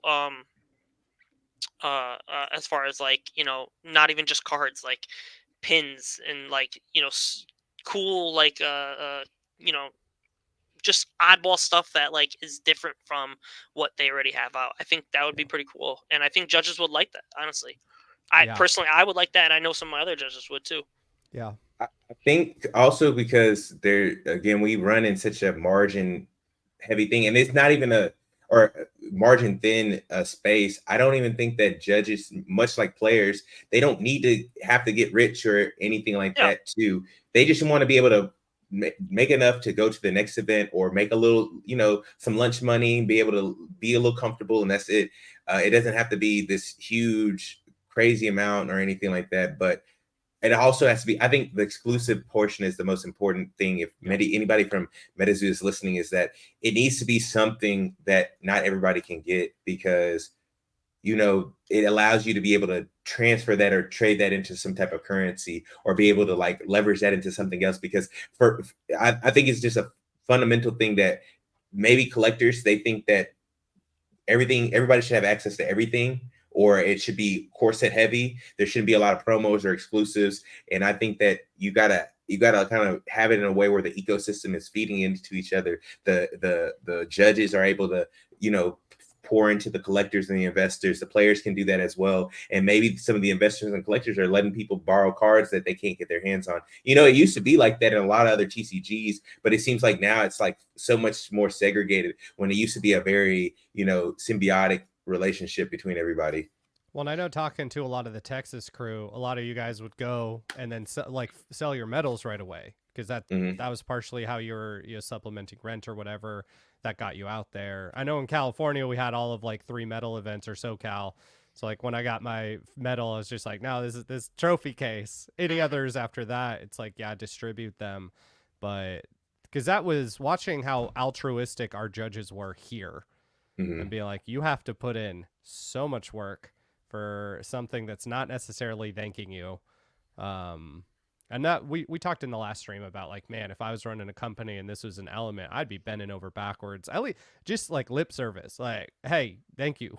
We appreciate this. Here's an end of the year letter or whatever. And watching them come out. But then once you lost that judge, you lost that judge. Like, because they had already done so much work. Eventually that investment fallacy comes in. Quick thing, real quick. Shout out to Kurt. All the judges, because I see a lot of the judges, they're answering questions religiously, or they'll get pinged on the side. So again, thank you for the tireless job that you do, but also major shout out to Kurt, because Kurt, a lot of people don't know, is Kurt created some dice that he used his own hard-earned money. I don't know if Metazoo reimbursed him for that or anything like that. I don't think they did, but hey, just leaving that out there. Kurt, with his own hard-earned money, his thoughts and his time and his efforts and his own merits, created their metazoologist dice that you could apply for and get if you judged an event. So there are people who are doing the work. And Kurt said that the fact that staff stamp cards existed for every premier event, but are only given to MCOs after tons of begging, guilt tripping, but were handed out to non-staff, non-players, entities, is a real kick in the pants, considering how much work MCOs put into running events for the company. And I'll leave it at that. Yeah, he did patches too. He did it said metazoologist iron on patches for black polos for actual judges. This is true. Yeah, I got that. I got in at the last second, the first wave of those, and then put it on a black polo. But yeah, no, those dice. Have you guys seen the dice in person? No. They are sweet, man. They are. I wish I was at the store, because I mean, it'd be no different than a picture, but I think he used Chessex too. So like Oh wow. it wasn't like it was a cheap like you know Rinky Dink Amazon or dice. rinky dink dice that he used. These are legit, tested, balanced, everything. These are real legit dice, and he did an awesome job on them. They came out really really nice. Well, and that's something where it's like, I want you guys, because I look at this, I look at partners I've talked to, I'm like, I wish you put in an effort for this a year ago, because then there would still be more to salvage. Whereas right now, we're going to see this year, I'm going to be paying attention. But like, it seems like an uphill battle right now, because once you've scared someone away, it's a lot harder to get them back.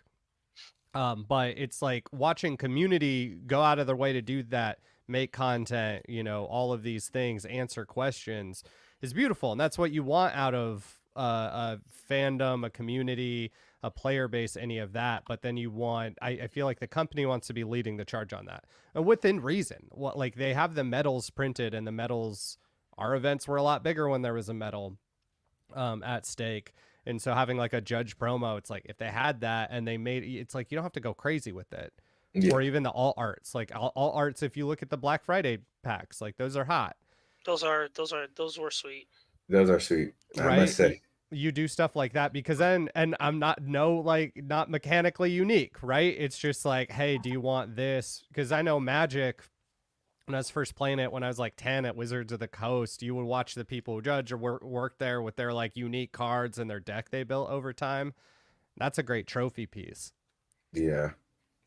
Tons of great value there, but I think this is also like a compounding thing, and this is maybe what we're trying to hammer home. It's not just a one little thing.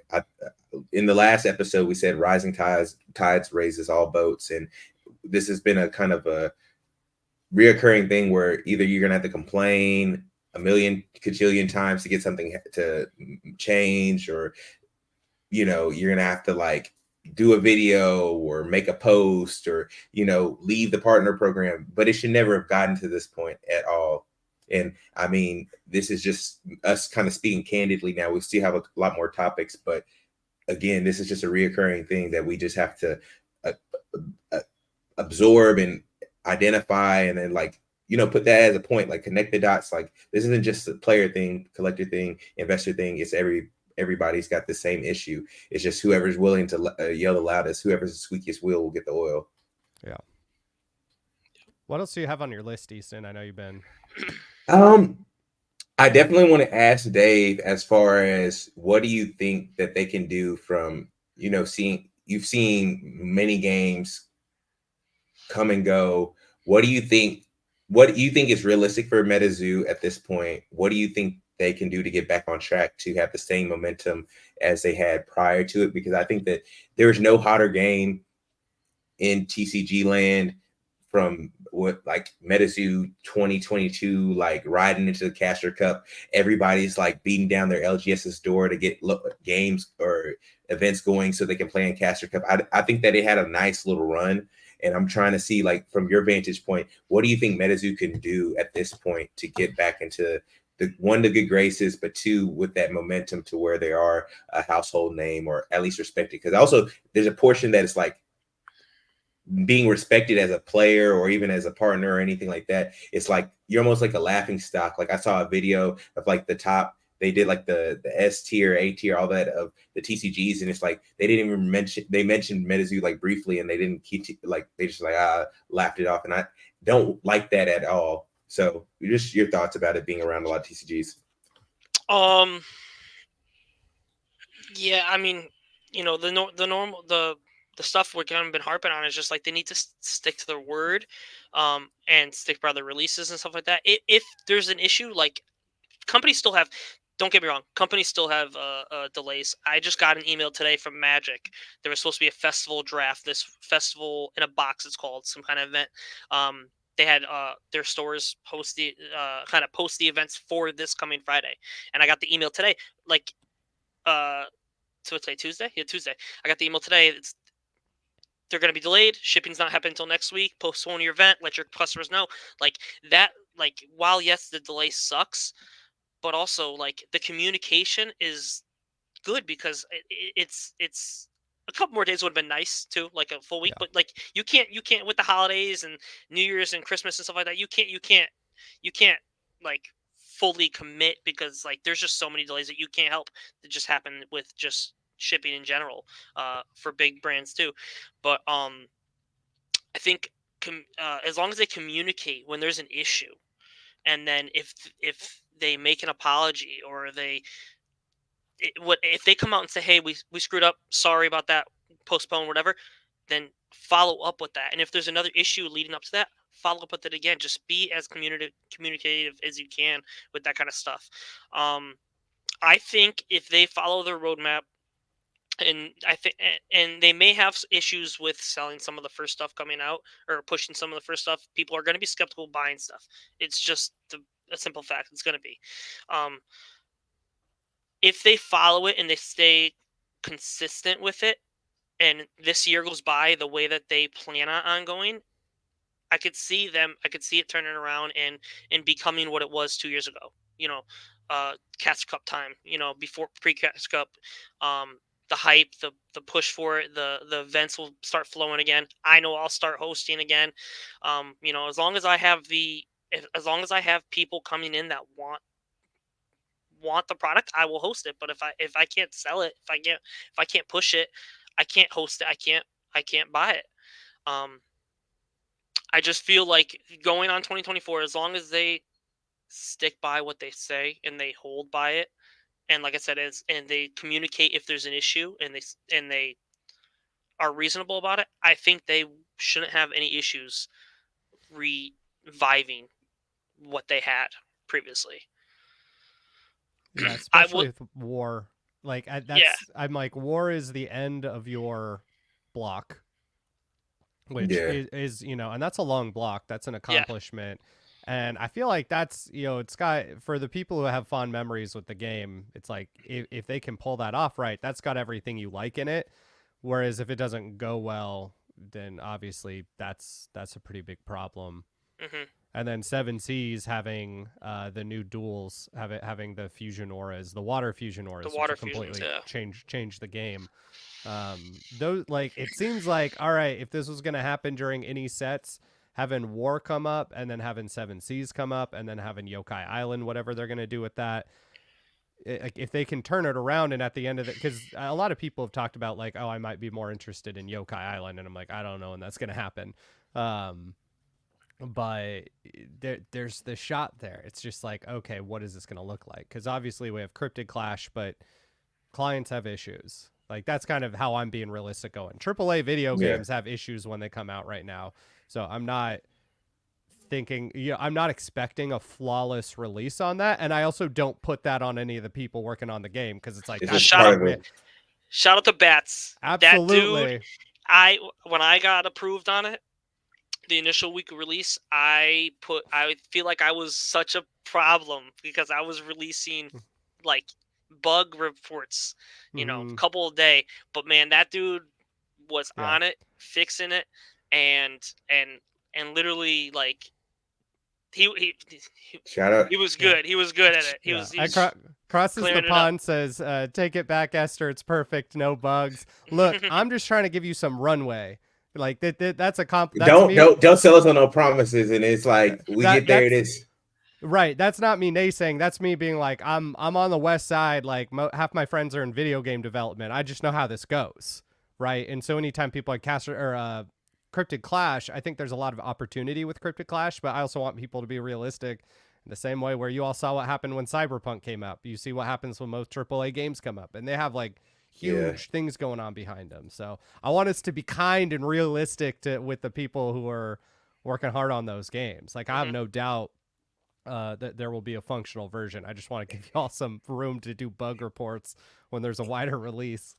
And to be fair, just with how the trajectory of what's going on with Metazoo is there has to be like spot on, like there's very minimal like understanding with the community just right now. Like, there's going to be a million Umu videos if the Cryptid Clash isn't like together or something like that. Like, I think that it's honest I think that's honest criticism, but I also think that the team is doing a really good job. Like, they're doing all the right things. They also have a ton of people who've already played the game. So from what I've seen, the user interface is really, really good. It'll help bring in new players. I'm sure that there's going to be functionally unique aspects, but I think that regardless, I think we both all can say if Cryptic Clash is the make or break, the same way as it's another point I wanted to bring up. If Cryptic Clash is the make or break for Metazoo, if the 50 is the same way as if the $50,000 was the make or break for Metazoo, it's not. Those things shouldn't be the make or break, or this has to work for Metazoo to succeed. It shouldn't be like that. It should be, everything should be in a place where it's a healthy. It's in a healthy position, but we're all moving together as one community. It shouldn't be like, oh, well, this has to hit, or if not, then the whole game is through the roof or through the floor, in my way, how I see it. Mm-hmm. I agree. I agree for sure.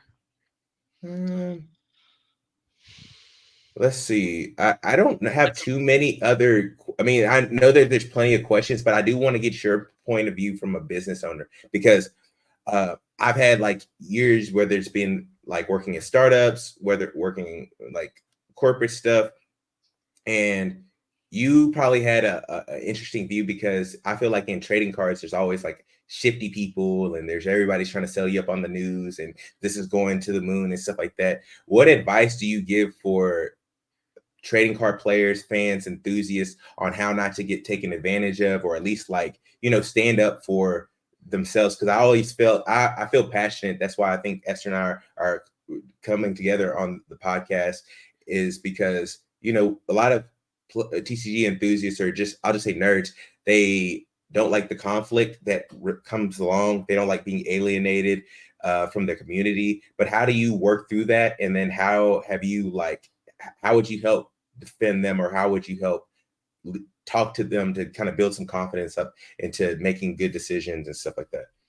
As far as like fans or new players coming to TCGs players in general, just in general, just because you talk to people all the time, so how would you like speak life into them in that way? So one major thing that I tell everybody that comes in the store, if like I get people like, I mean, I keep saying it, I get people all the time to come in and they're like, hey, what's Metazoo? Like, I've never heard of it. Even over 3 years old, people still haven't heard about it, or they might have heard, like, saw like a Facebook thing about it or something on whatnot, whatever. And I'll be honest, I sometimes think of myself as like one of the worst salesmen, because I will literally tell them, like, if I'm explaining it for the first time to them, I will downsell myself, and I'll tell them, listen, because if they're seeming wary about it, like, I tell them, if you want to grab something, go ahead, definitely grab something and bring it home, whatever. But there are times where I'll tell them, like, hey, go home, look up a video on YouTube, see if it's something you like, because the last thing I want to do is upsell something to somebody, them go home and hate it and then never come back. So I will literally tell them, like, hey, if it's into folklore and cryptids, and if you're into this stuff, I think this would be a opportunity, something cool that you can get into, but not just Metazoo in general, like anything in the shop in general. And I'll say, like, if you want to grab some, by all means, go for it, but do some research before you feel like something is an investment, because if you're not happy with your investment, it could change the experience for people, and it could literally stop people from just investing in TCGs or board games or video games, whatever it is that they're jumping into the first time. Definitely do some research on the stuff, whether it be YouTube play videos, or see how, look at the market kind of thing going on. First, figure out what reason you want to get into something, whether it's like I said, collecting or playing. Do some research, do some price stuff like that. Make sure that whatever you're going to invest in, you're doing it for the right reasons, and not just to think that you're going to make money on it, because not everything you buy or whatever you're going to make money on. So I basically just tell people internally, like, make sure, do just basically do research about whatever you're interested in. It is funny, because I'll have some of my players there, and they're like, man, you should have sold them a spell book, and I'm like, yeah, but if I sell them a $50 spell book because I'm still selling stuff at MSRP or right underneath it, just because that's, as a store, I have to make any kind of profit. You know what I mean? So like, and I don't want to take a loss. So like, if I sell them that and then they go home and do research and see that that spell book is on TCG for $13, they're never gonna walk back in my store. Never gonna He walk. got me. Never gonna walk back in my store. Man, he got me. He sold me on a, this, whatever they, want to call it. So definitely, that's like a huge thing that I tell people. Whether it be like, and it's not just Metazoo in general. This is like everything: Magic, Pokemon, Yu-Gi-Oh, whatever it is. I'm selling one piece at the time, in the store or whatever we're pushing or whatever I can offer people. For sure. I'm sure that hear or see me right now. You're a little blotchy. Yeah. I was gonna say you could probably take that mentality and kind of pull it into everything in life, like friends, family, everything. If you got to do your research, because if you don't, you can get, rug pulled. Last little bit before we get into the questions is, can you tell me one time where your like red flags or anything that popped up that saved you from making a bad business decision? Or if there was any, or were you just like, oh, I know this guy's full of, like, or whatever it may be. What do you like just in general, like in general, like a exactly like a give me like an example of what you're asking exactly. Like the guy came in there and he was trying to sell you like an Alpha Lotus, and he was like, and you're like, and something sparks up, and you're like, this guy doesn't know what he's talking about. I know he's up to something. You find out, like, So yeah, that is actually same kind of similar thing. I'm new into Magic. I never really got into it. I've always sold it in the store for people that want it, and I've always hosted events. And I'm kind of like, I'm like 6 months deep in now, so now I'm starting to learn, like, there's a lot of face in Magic, and there's a lot of really good proxies, out there. But I have had at one instance, one guy came in with Moxes, a handful of Moxes, and was like, "Hey, these are a couple $100 or $1,000, whatever it was," and was trying to sell them to me for like cheap, and I almost jumped on them because they were so cheap. They were too cheap. They were too cheap for me. Luckily, I have a Magic guy that comes on at my every Friday and Sunday, my Friday at Magic and my Sunday events. He comes, and I told this guy to come back when he's here to just kind of have to take a better look at it. And he did come back, and he found out they were fake, and he actually ended up buying them from like a marketplace ad, like met up with someone on Facebook. But yeah, that was I could have lost a lot of money on those Moxes, man, because those were. I was trying to get. I'm always trying to have like higher end stuff for the collectors and players, whether it be Magic, Metazoo, Pokemon, whatever. That's definitely a couple different. That happened a couple times. So and same thing with actually a Yu-Gi-Oh card, a thousand dragon, the 1,000 card. And I didn't know that was like one of the most faked cards.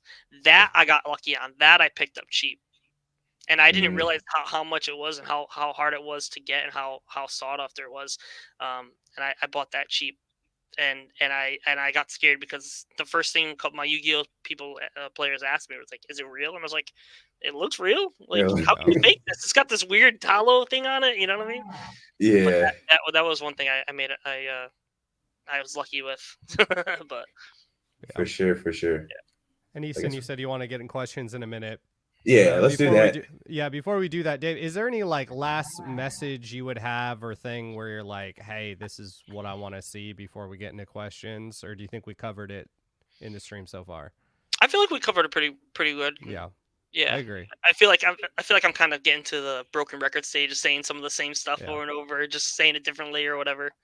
Yeah. But yeah. Jeff, it was not fake. Sorry. Lieutenant Mac over here. So shout out to Lieutenant Mac. He is the guy that I told you guys in the beginning of the stream that was my friend from 2014, 2015 that was pushing Metazoo on me. He is the reason. He is the reason Connecticut had Metazoo. Wow. Shout out to Lieutenant Mac. Shout out to Lieutenant Mac. He's the reason why Connecticut had a Metazoo scene. And I've given him props locally and online, so shout out to him. But yeah. For sure. All right. Let's questions, concerns. Anything for Dave or us? I mean, I know that this one isn't nearly as salacious or like clip worthy or nearly as is. It was a lot of passion and it was coming from a fair place. But any questions, concerns, thoughts, any things that you want to bring up with Dave or ask or inquire about? How do I clip that? He said, Yeah. "Can we take that part out?" I kind of regret saying that. I think you'll be good.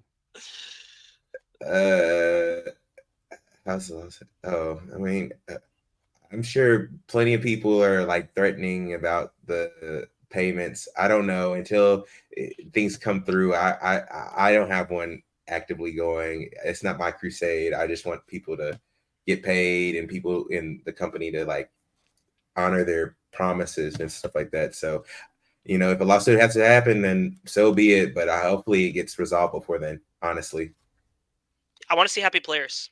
I want to Yeah. see happy collectors. like it. That's what it all comes down to. Is I want to see people satisfied with what they're playing and collecting. More than satisfied, you know what I mean? But yeah, Jack Badger asks, how common is it for companies not to pay in TCGs? Whew. Not. Go ahead, I was gonna say, so there's actually, and again, Tuffy might be on a different soapbox, but he's a pretty good historian on this bit. There's actually, I think there's been quite a few games that have canceled their premiere events, and they've all like dumped. I told everybody about my story with the spoils a long time ago, and that's how I actually had my parents took time off for the cruise. They had this $1 million cruise. Everything was great. I won the qualifier to get there, and we're broke. My parents were like, they didn't even like the fact that I played cards. Like they're like, please, Lord, just get my nerdy son to stop playing these cards. But the church ended up like donating some money. We got to go on this cruise because I was a minor at the time, and then they like rug pulled us. So, and then they were just done. They're like, oh no, we're not doing this ever again. But there's been like 3 or 4 games that have, if they canceled their premiere event, it's never been a very good sign. It's always led to like some financial things. So I'm not speculating. I'm just using some historical perspective Of into that. Looks like. Of what it looks like. Dave, you said you've been in the store owner game for 3 years. Have you had any problems with any other games? What are the primary games you carry? Pokemon, Metazoo, Magic, Lorcana is blowing up. We're starting our league this weekend. Actually, it's Lorcana's the next. I feel like the next big thing that everybody's locally in my area are Lorcana and One Piece. Actually, One Piece too. Yeah. One Piece is hard though. Home Piece is hard to get product because they allocate so freaking heavy, and it's hard to hold product because the second I get it, it goes. So it's tough for me to host One Piece stuff because I don't have the price support for it. Yeah. And I know they're working on that. But Lorcana, it's the newest thing that like locally everybody's hoping for and pushing for and stuff like that. We like I said, Pokemon, Metazoo, Magic, Lorcana. One Piece when I can get it, and those are my biggest games. I was doing a little bit of Grand Archive, but that kind of locally kind of just slowed down people requesting to play and stuff like that. And Flesh and Blood's not big on the East Coast at all. Yeah. From what I hear I don't know how it is now, but up until about 6 months ago, it was like a West Coast game. That's kind of like what I would hear pretty from much. my friends that were on the West Coast. Yeah, it's the loyal people are very loyal to that. They keep it going. They seem like kind of another example of like if Metazoo went a different route, how it could be. ABT Silence asks, Dave, will your team, the Black Dogs, play at the next Metazoo event if and when that occurs, or is that kind of done? So I will say that my team is a group of very loyal and supporting players and friends of mine. I told them what was going on, what my plan was before I put anything out publicly. If they want to play and they want to travel, I'm still 100% sponsoring them and still going to put them there. And I would be happy to do that. for them. Yeah, if that's something they still want to, I'm sure they will, because I know that everybody on my team loves to play the game. Yeah, they got great spirit. Yeah, Yeah, they're for all. sure. You guys all met them. They're all Mhm. really, Good really, people. really good guys, good group of guys. So like I said, yeah, if and when the next Metazoo big event happens, I will put them up, make sure they're there to try to give you guys some hard times and up and top and Oh yeah. stuff. Herman asks, how long would it take for y'all to get involved again if Zoo showed consistency? And I'm gonna interpret like get involved being like proper how we might have been in it like 8 months ago. Um, I don't know if I could put a time limit on that. I actions really speak volumes. Um, I just I don't know if I can I don't know I can't really put a time limit on that. I will say that I backed off from Metazoo right now, but the future with me and Metazoo as far as hosting and stuff, it's not like it's definitely fixable, and I definitely would consider you know hosting and like I said, I'm still playing in Yeah. events, but Mhm. hosting and selling and pre-ordering stuff to put in the store, it'd be something that I consider in the future. Yeah, definitely. I just don't know when. Yeah. I mean, I, I can't, I don't really have something that like I could say flat out like I need this to happen for me to do that. It's more like I'm just gonna chill from the back end and just watch and see how it's going, and go from there. Yeah. For Easton, sure. how about you? Uh, I would need a complete. I always said we needed a complete event roadmap with like what's the prize structuring look like, what is it gonna do, and what is it gonna be, and it needs to be like in a very quick like it needs to be turned around really quickly because people are losing interest. Like I'm typically like a one track minded player. Like most people are. Most people aren't like dabbling into multiple games. They're like, I'm hardcore Metazoo, I'm hardcore Magic, I'm hardcore this or that.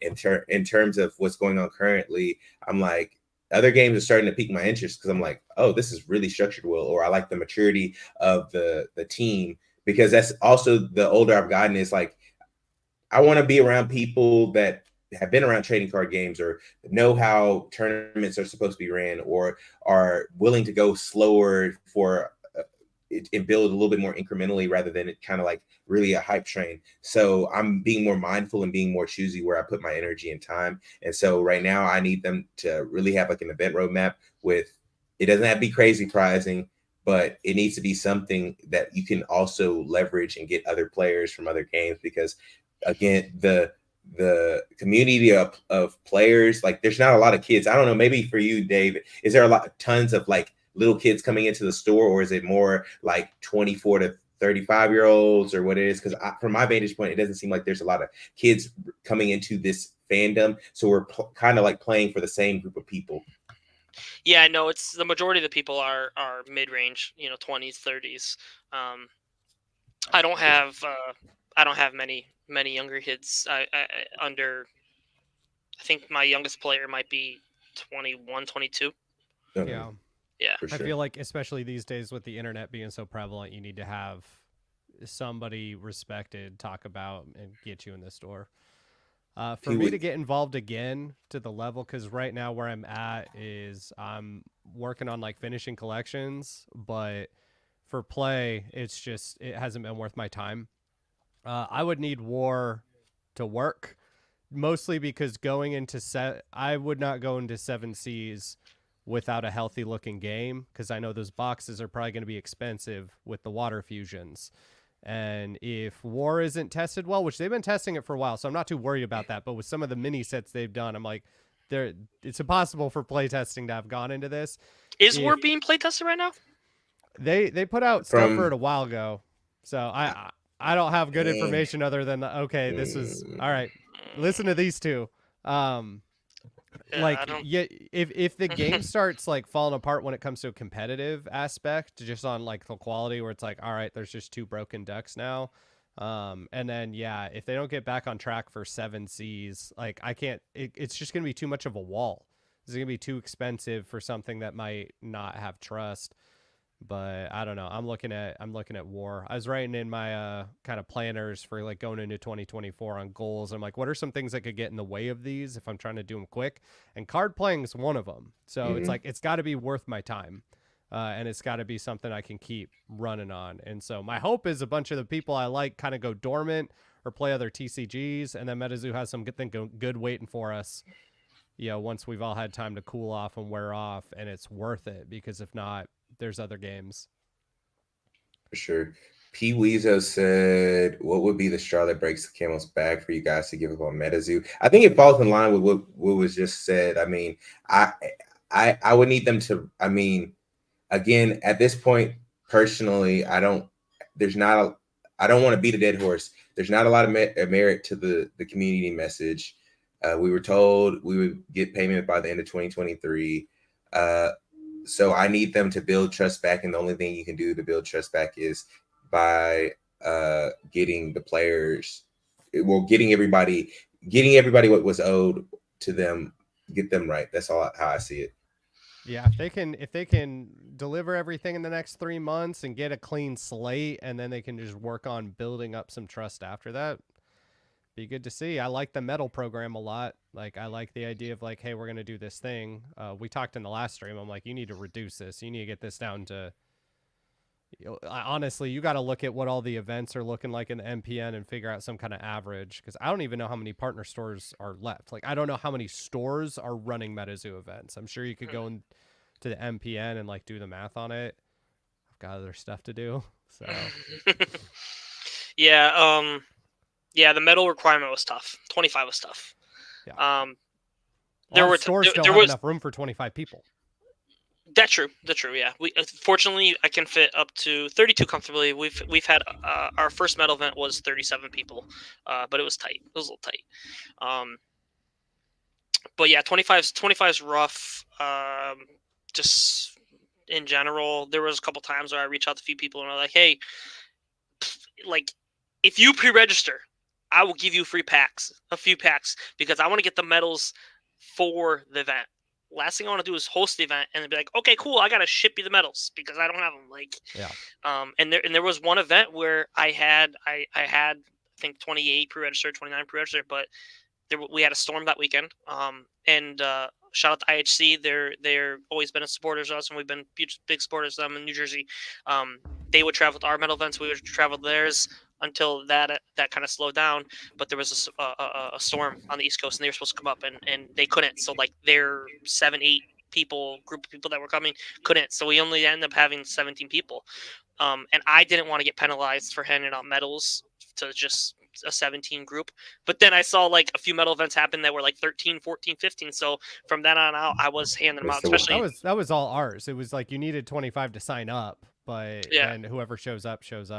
That could be manipulated so easily, though. You know what I mean? Like, you can get people just to sign up, and then they won't. You can't worry about it. That's the thing, is that gets down to the same thing as like, can you keep people from intentionally drawing? Every game's tried it. Yeah, I was just trying to follow the rules as best as I can. Well, you were being a good partner. You're being a good partner.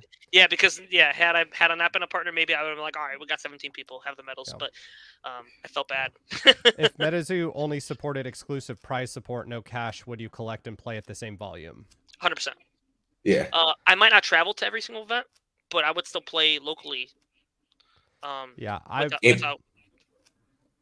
think you would need a widespread event thing for that, so you wouldn't have to travel, because like the prize makes traveling more feasible. But I got into starting to do the towers not anticipating winning any money this year. For sure, I got corrupted into that. But you've done. I was gonna say you've done really well for yourself. So I don't put. Oh no, I have. That's what I'm saying. But I went into Water Tower and be like, I'm here to have a good time and make a podcast. And then after that, it's like, okay, let's go clean up. For sure. I think that there's a interesting nuance with that, because you know when you initially emerge onto the scene, you have to have like a go to market where you're like, okay, it's like what was it, Battle Spears or any other game that's try to come to America. You know, Americans are a little bit more driven. There's a lot of Japanese games like Yu-Gi-Oh! They don't have to do prizes or cash prizes because I think they did a study about it. There's a lot more like beauty and the honor of winning, and there's a prize card or a trophy or something behind it. But in America, we believe in capitalism, and so we like the cash prizes and different things like that. And setting the precedence of there being some cash prize or anything like that, I don't think is a prereq, especially once you maybe go a couple like a year or two afterwards. But the prize cards need to be worth something. They need to be exclusive. Again, the players need to be able to transfer that, sell it to a collector or an investor for some type of, for some type of fiat cash, whatever, Bitcoin, whatever it may be, and it'd be able to, for them to recoup or at least invest into their next trip or something like that. But again, with what Metazoo is doing, I think that they were doing well. Maybe they were being really ambitious. I'm sure Mike was like, oh, we're going to do millions of dollars in revenue. We're going to have this huge cash prize.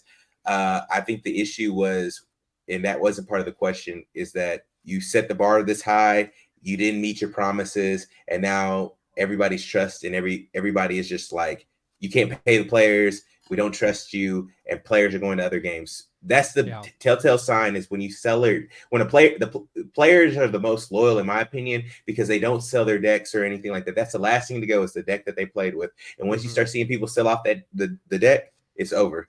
Yeah. Yeah, I think if like LGS play can work, and I think you can use promos to support that between Judge and everything. You look at like Friday Night Magic and stuff.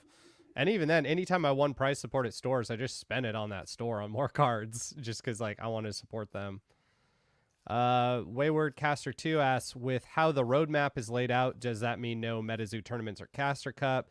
Do you think they will update it throughout the year? They addressed this in the letter on building up, so right now they don't have any of those on the books. I don't see them not filling in this roadmap as they finish things. Like, I think how I would do it is every time they released a new thing, they would just slap down, here's the roadmap right now, so they can list their accomplishments, assuming they can do that. Yeah, I'm assuming it's like not. They say Collecticon's kind of their tournament focus for bigger tournaments right now. I hope they do some kind of in-person events. They need to. They need to. 100%. I don't think they can go the whole year without an in-person event and still have the same amount of people they have now. Hoping. Pretty hard, because there's a big barrier of entry. Like, that's where ideally, if they can be conservative with like getting these events, but like going wide in a way that is successful. And then you have Collecticons, which are kind of a tried and true to build up and then assess from there. Like, I think there's chances with then using the client as a way to teach new people, because that's what I would be doing, is if there's a trial version of the client or whatever, because that's everyone I know. When I was playing like Magic Commander, they would come back after playing Arena for 2 weeks and immediately know everything about interactions and interruptions and all of this stuff, just because the client's doing it for them. Yeah. Right. Even the client's not going to be completely the same, which I think is a good thing. But if that can get you 80% of the way, because then like I've handed competitive decks to new players, and within 2 times of playing the deck, they can figure out how it works. But the game itself, that's a bigger. And that's a lot of TCGs in general, but Metazoo's particularly complicated. Yeah. They got to have something for people to come to. And also because Metazoo is fairly grassrooty, like we enjoy the fact that we can see our friends at this Collecticon or this convention, or it's kind of like a circus. And so you maybe limiting it to on online play, or you not having events, will do a lot to, again, make people feel kind of alienated, or like, hell, it's been a couple of months and I'm like, wait, the time's ticking. Where's the next event so we can all see each other again and stuff like that. So yeah, they need to have events. My team's already talked about, even if we don't end up having an event we're playing at, like once a year, we want to go take a vacation together. Yeah, that'd be dope. That's a great idea. Yeah, for sure. I like that. That's cool. And somebody asked if we would take samples instead of cash for the outsides. No. Heck no. Not. No. Especially how the sample market is now. Well, and also you look at the tower, like I've sold promos for more than I sold my like top 16 medal at Flame Tower. I kept my top 8, but like those are way less than sample cards as far as, and I know samples are coveted in their own way, but no. Because then the work's on you. You gotta go find a way. Your sample people are gonna be mad because now Metazoo's introducing, more samples into the market. Yeah, we just it's same. I was gonna say it's the same with a lot of the promos. Like another group that again gets kind of overlooked is like the playtesters. Like we're answering questions, but I also think about a lot of little things in between. I think that for me, another point that was a red flag, or at least like a point of where I was like, is most games pay their playtesters, even Kickstarter games. Like I know that they paid their playtesters, and in Metazoo is one of the only games that you get like the playtester set or something like you get cards in return. Some other games do that as well, but I think as the game matures, you should drift away from necessarily doing the sets, and you should be putting these people at least on contract or 1099 or something like that, just because that shows one that you're committed to your playtesters as a huge arm in your business, but also it allows them to feel comfortable because if it's one thing for you to get a playtester set on the time that the set comes out, but you get it a year later, like by the time the price is already tanked, all your hard work and effort. So I think that they're somebody that's not really talked about very often, but I think that Metazoo needs to drift into paying them because it makes you look more legitimate after and give them playtester cards. Yeah. Both. And the playtesters are competing against each other because they're all getting the cards at the same time. So now they're competing dropping against it to each other. bottom. Yeah. Mm-hmm. And I get it. Like they put a lot of time in. They put a lot of time in. Like, and for them to take it, I think financially, I think it would be better to get paid because they're gonna take it more serious. Like they know that at the end of the playtesting's time, they're going to be compensated, and they don't have to now do the legwork and sell the stuff and compete against the other playtesters to get the highest dollar or whatever it is, or whatever number they got to get to feel comfortable or feel like it was worth the time they put in. Yeah. I feel like being playtesters getting paid. Yeah, I feel like playtesters getting paid out would bring in more serious. I'm not saying the playtesters aren't serious, but I think they would. I think they would just take it more serious in general. Mm-hmm. Yeah. Well, and also it's just morally to me, I'm like, you got to pay people. Yep. Burn the Memory has a good one for you, Dave. Dr. Cards, when towers were going on, how do you feel that affected your local LGS player base? Do you feel like it took away or brought in more players? It definitely when towers started to happen, it definitely hurt the local scene. Because players wanted to play constructed, it was tough for them. So like a lot of the players look at the locals as in some of their tests, that's part of their testing time for a tournament. If the towers were actual constructed events, I feel like it would have been so like locally or for like the actual store scene. I think we would have done way better participation wise, because people would have been wanting to play their constructed decks that they had been working on and preparing for the ultimate, Caster Cup, whatever. When the tower format was announced, there were just a lot of like people that weren't into that whole kind of what's the word? Pokemon Gym format. You know what I mean? The gym sounded great. The tower format was great. Like you could still be a tower caster for that tower, but the format was rough on the local side of it. And the game isn't big enough to host multiple formats. And the card pool isn't big enough either, in my opinion. Yeah, like that's where I still want a casual format for Metazoo. I keep talking about it, but I don't. I don't know. Not yet. I don't think anybody's got the influence to make that catch fire.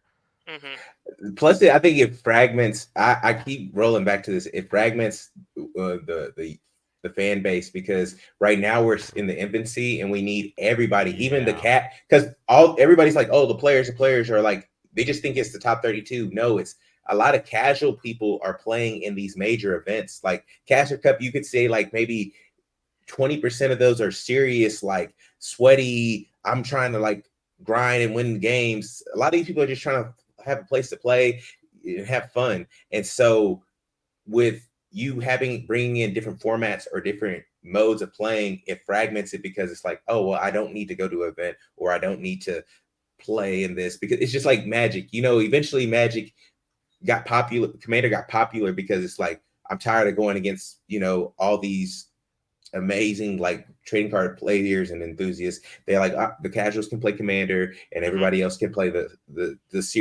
sealed and draft formats. Modern, yeah. Yeah. Because that's kind of what I wanted. Now they're doing side events, which is good, but having an event that is different, like that's where I'm like, I want a casual LGS. Like I want something I can teach a kid. Because then at a tournament, if you scrub out like day 2, I want to be able to play with people in the corner without giving all the secrets away. And at the same time, just making a less good deck is not something most casters I've seen want to do. For sure. The sauce. That's what one word I keep seeing in the chat. The sauce. Sauce. Let's see what other questions we got.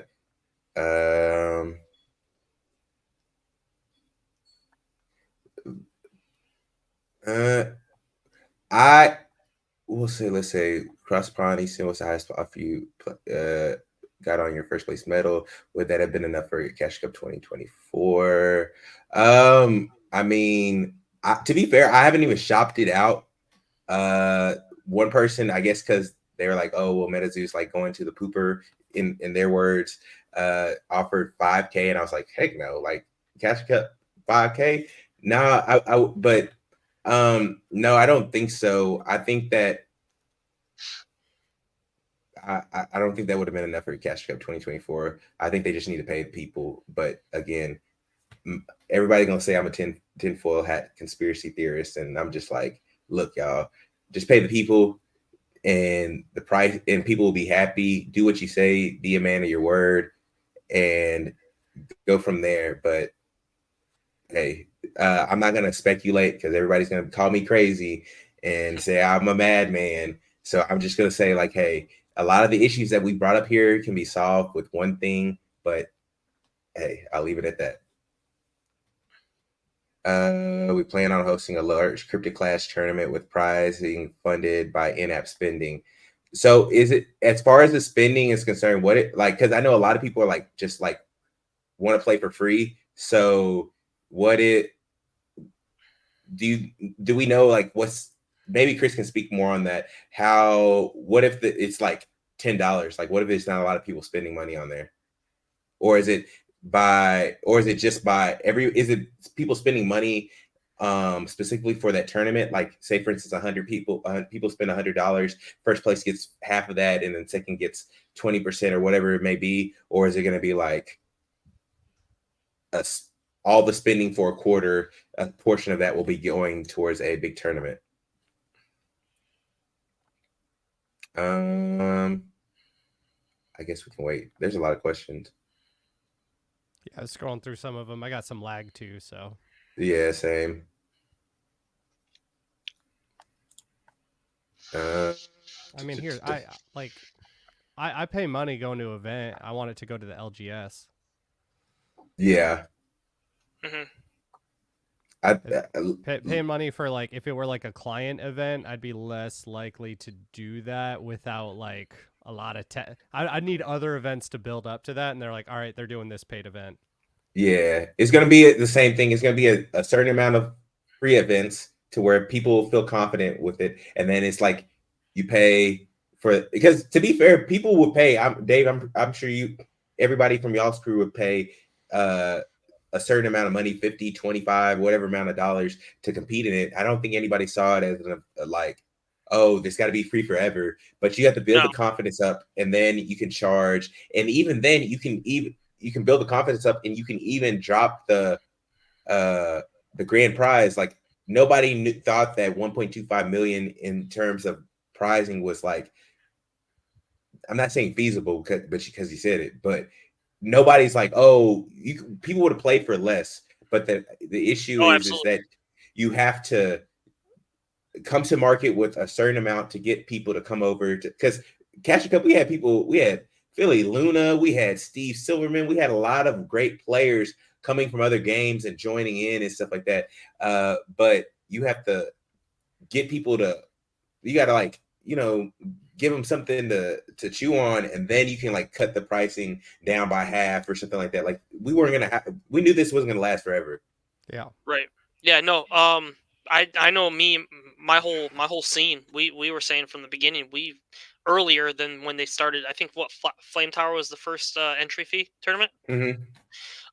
Way before that in 2022 when Collecticons were happening, it was like we want to we'll pay. I mean, people are To offset traveling. costs. People. Yeah. We were everybody was saying we would have much rather paid 50 whatever 75 25 whatever the entry cost is to offset to help and we wouldn't feel any different than we were going there and playing. It's just normal if you're going to win a cash tournament. I think it's normal to pay entry fee. I think they should have started that a little sooner. With that being said, though, if they did that sooner and we're taking 2-3 months to pay it out tournaments, I think it would have died sooner. To be honest. And that's the thing right now is it's like, okay, we paid our $50 entry fee for Dark Tower and it didn't result in people getting paid out. Well, Flame Tower took what, a month for payouts to go around or so? 3 weeks? No, it took way longer than that. Because longer than that?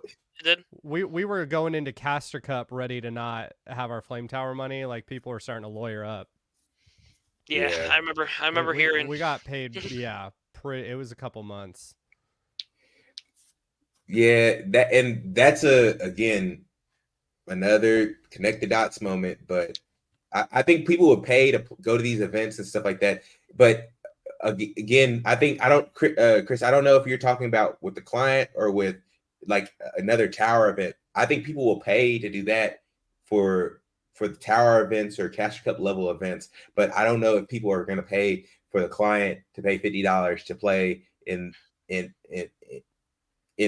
client event. I mean, even with arena, like, because then it's the whole caveat is how are we going to justify people are playing legitly? Are you playing, or do you have friends behind you? Because with the first Mythic Championships with arena, they played in person. When Autumn won and then they posted it live, they had to play in person. They didn't play online. But that's, again, the biggest thing is the overhead. Are you going to have a venue for that?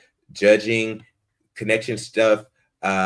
These things are things to definitely be talked about. But I know that when Magic Arena was emerging and they were trying to push everybody to arena, they had the first Mythic Championships there, but they had it in person, but you just played on your tablet.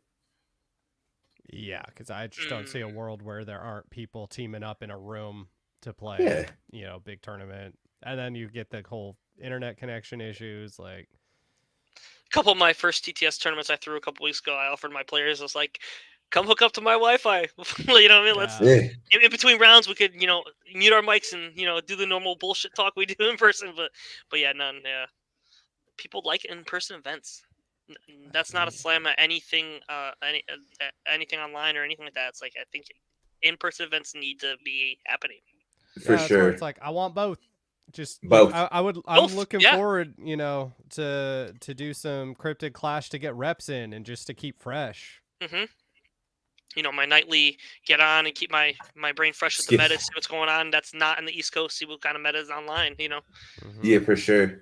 I'm still like one of the big things outside of money, like that I lament with Caster Cup, just on a more wholesome side.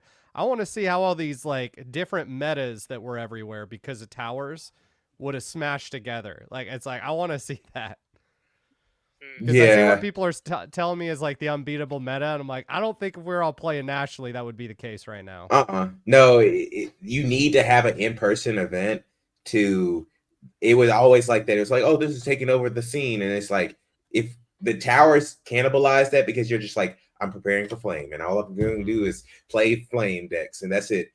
But it really hurt the secondary market, which a lot of collectors don't understand, is that the towers cannibalize the secondary market because prices jump for Piazza Birds and Flame Tower cards, or even a lot of native cards, but it didn't rise equally because if it was just a natural meta, everybody would be playing everything, and it wouldn't be something that is just like, oh, I'm playing Dark, so I need to get my Wendigos, I need to get my 6-day of Metamus or whatever it is that it just moves forward. So I'm with the whole idea of it being both. But Pedor said a really good comment about what if they use the coins and stuff like that to pay for like entry fees, and I was like, I mean, that would prevent them from getting additional money. So I don't know if that would necessarily be good, but that I and it like where just you're adds headed. another thing of like they've told us so many things with coins. Like I got my passport back there and I was excited to fill that passport out, and it's just if you're gonna drop something, drop it. I feel like they got as much of a clean slate as they can right now. And so I think the important thing to do is slowly add things. Don't get too cute with it. And then build from there. You know, get us our insert a coin gotcha machine at an event. Yeah. Yeah. I have a big flower vase in the store. It's about this tall. Just filled Just The clear coins. coins. Yeah, I remember Waiting for- people when they first mentioned those coins would be redeemable for something, start selling them for $10 on the Facebook Oh, groups I do remember that. for first edition. Easton, do you remember in Denver when we were in line for the wheel spin The thing? spinner. Yes. Yep. And I couldn't find a coin, and Easton pulls out this. He had this. Was it a Pokemon tin? Yeah, it was a Pokemon tin because the Andy was Pokemon tin. mad. And he just here take coin. Yeah. I was trying to make sure everybody was taken care of. I was like, I've been collecting these all my life.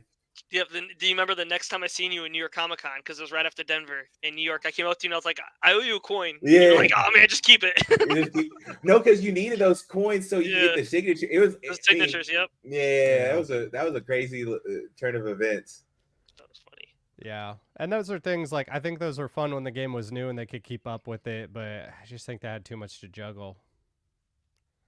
Great ideas. They were great. Yeah. Like all great ideas. I think putting out that the coins are going to be some kind of a, what's the word? They're going to have some kind of Currency. value, currency. You know what I mean? That was a great idea. I'm still waiting on those, MPN exclusive promos. Actually, do you know what's something? This is kind of unrelated. Do you remember when there were posters everywhere about if you every like $10 or $20 you spent, you were going to get a bonus market pack? I never got a single one. I was a lucky person. I got two, but this is a tinfoil hat. I felt like that was just like a little boom, like a boost to get some sales, some traction onto the Metazoo store. Like, cause I felt like still owed. Like, yeah, that's the thing. That wasn't a while supplies last or just a day.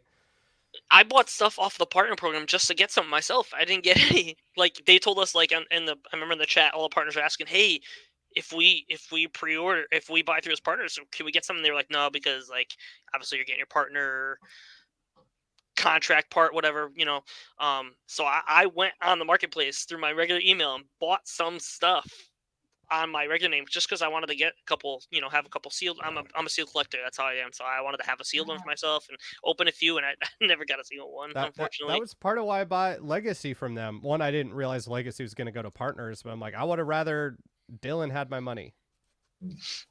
I mean, well, that seems like something they need to fulfill, just because it's like this was a long campaign you did.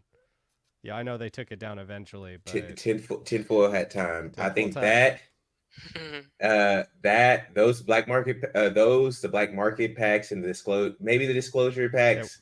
Yeah. I think that those are like small order. I don't think that I've heard people having their Black Friday packs come in like 2 waves, or they're still waiting their second shipment, or they didn't get all of them. I think it's going to be along the same lines, but hey, again, that's just a conspiracy, the speculation. I have no idea how many disclosure packs there were. I just know those cards are hella expensive on the secondary / unavailable. Yeah, they're hard to get. Man, I knew it was crazy when I'm like, wait, this Grays is like a $30 card. Yeah. And they just did a new equipment that costs one that doubles your Stars Terra bonus. Yeah, I was like, this is nuts. And even again, another side point, that's an issue. These cards can't be too OP to where it's like Cosmic is OP is too good at this point. It's too consistent. I'm a Cosmic player. I was already thrilled with the UFO. Like, and now we got that new Flatwoods. After the grays. After the Ooh, gray, after you can the change grays. your sideboard can be literally you just transforming into a different version or different, like you can do a very aggro version, go into mid range, do a more control. It's You could already have done that before the grays. Well, but yeah. we needed some spice in Cosmic, and that's what I liked about the UFO. Is it's like I'm probably not putting the UFO and the Grays in the same deck. UFO can help boost to give you some recursion, and then Grays lets you do a couple new archetypes. But then it just kept going, and now it's like, oh no, fuck, sorry everyone, because And you better believe I have those cards. It was like, oh, this is one time where I went in. and you have the Chromie card, the Chromie and the Van Meter that gives travel boost to all your aliens. Yeah, someone says new Flatwoods is bad. All I'm saying is I had an auto lose against the light Uktena debt with Cosmic, and if I have that new Flatwoods, I can turn off Uktena even for a turn. That card is good. Yeah. That card is It's good. one neutral, one Cosmic. You could put that in an Earth deck without feeling it. Yep. Let's see. Herm says, since this is probably a farewell to Dave, I don't think it'll be a farewell, but he is I'll still asking be, what. yeah. He's Go just ahead. not putting in the work anymore. Give that guy a nap. Not for free. Not for Not for free. Yeah. Not for free. Yeah. What was your I'm not favorite leaving tower memory? I'm not leaving the community. I'll still be here. I'll still be, like I said, I'll still be playing in online events. And if there's in-person events close enough to me and I don't feel like it's too much of an obligation, like I said, I love the game. I love playing the game. It's probably my best part. Funnest part is traveling with the team. The gala was such a good time. It was such a good time. Did you have the same feelings that we did? It was not what I expected, but it was a good time. Yeah. I expected a gala. I expected to walk into some formal, sit down, little, wine glass on the table, ting, ting, ting, ting, ting, you know what I mean, kind of thing. And I didn't expect, walking down. That's how we opened the last stream. I'm like, the players made the fun on that one. Oh man, it was such a good time. But yeah. All right. Well, we're coming up on 2.5 hours. Any final thoughts before we wrap this up? Oh, what was sorry, Easton, what was Herman asking me? What was your favorite tower memory? Yeah. Tower memory.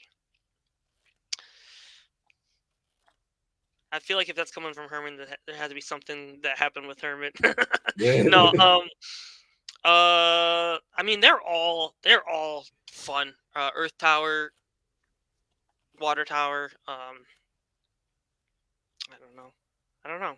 I think the Earth Tower, just the whole New York scene was a good time in general. With everybody, meeting up with all you guys is always a good time. On and off the tables. I like the format a lot too. Yeah. Yeah.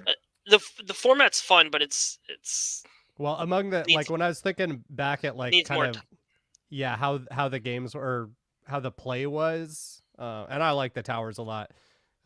Dark was the main one where I felt like it was kind of all right, get your reps in. It was really advanced, but Earth Tower I felt like there's a lot of back and forth, a lot of fencing in that format. Yeah, no, honestly, I don't think I have a favorite tower moment off the top of my head. They're all fun, to be honest. Yeah. For sure. All right, well, Easton, you got any final stuff? Nothing outside of just like, do your due diligence. Dave said it the best. Do your due diligence and now don't just take this portion of the trading card experience or what we're saying, because this is not just solely focused on just Metazoo, but you can take it in any card game, any of your relationships. Eventually you have to have a line in the sand, and when things aren't being met, you might have to,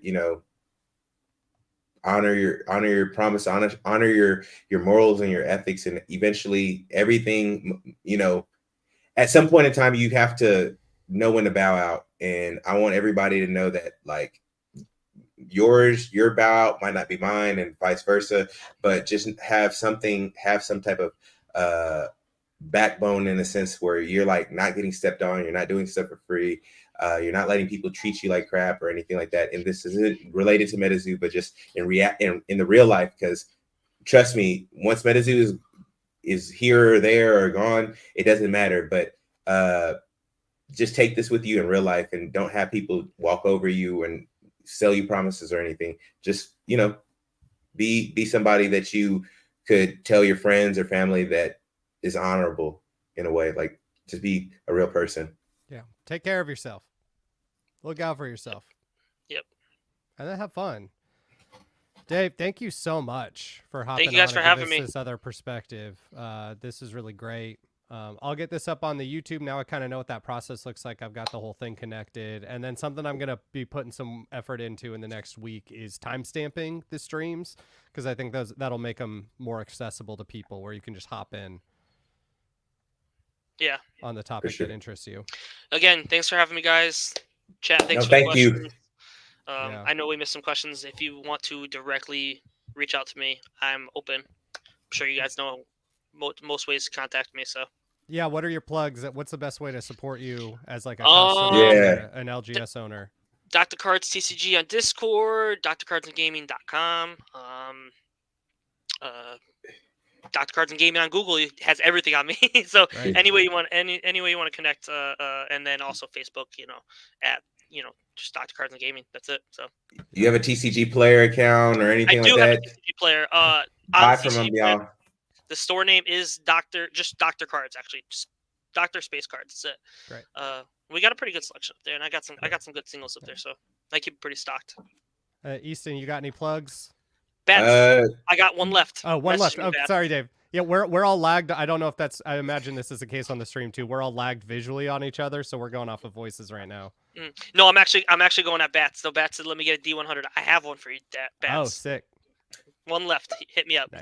Nice. Again, shout out to Stevie Peppers. Shout out to everybody in the chat. There's nothing. I mean, my socials are all Primetime Indie. I'm gonna do a lot more YouTube stuff, and I definitely am trying to be somebody who advocates for not only just players but collectors, investors, and stuff like that. Because after these cards are done, real life sits in. You have to be fiscally responsible. You have to know how to be an adult and show up and do things in a professional manner. So I definitely want to chat about that stuff, along with just showcasing like the multiple like trading cards and conventions we go to. So just Primetime Indie on everything. But shout out to the chat, because again, it's always a family reunion when I see you all here, because again, we don't have events right now. So this is a family reunion. Thank you, Dave. Thank you, Esther. Seriously, for opening up the platform, Dave, for being an amazing guest and speaking with so much honesty and authenticity. We really do appreciate it. Appreciate you guys. And then for me, you probably found here through my Instagram, but on the YouTube, be looking forward to. I'm going to be putting this up in a couple days. I'll put up. I need to do a recording of the letter, just so people who only look at the podcast have access to that. I want to make sure Metazoo gets its voice heard too. And then I got some Nom Nom verse content coming up. So how to play that. Kickstarter's happening in February. So if you have heard of that game and you're not sure how to get into it, one of my last videos gives you everything you need to know on how to get samples. There's still one more sample drop on like the main things, and there's probably one more like sample character drop. So it's good. And the homie Moldy and the homies are doing that. So yeah, shout out Moldy to everybody. Was the original, like how to, you didn't have the learn to play decks in store, but you just go onto that Meta Bros, figure shit out.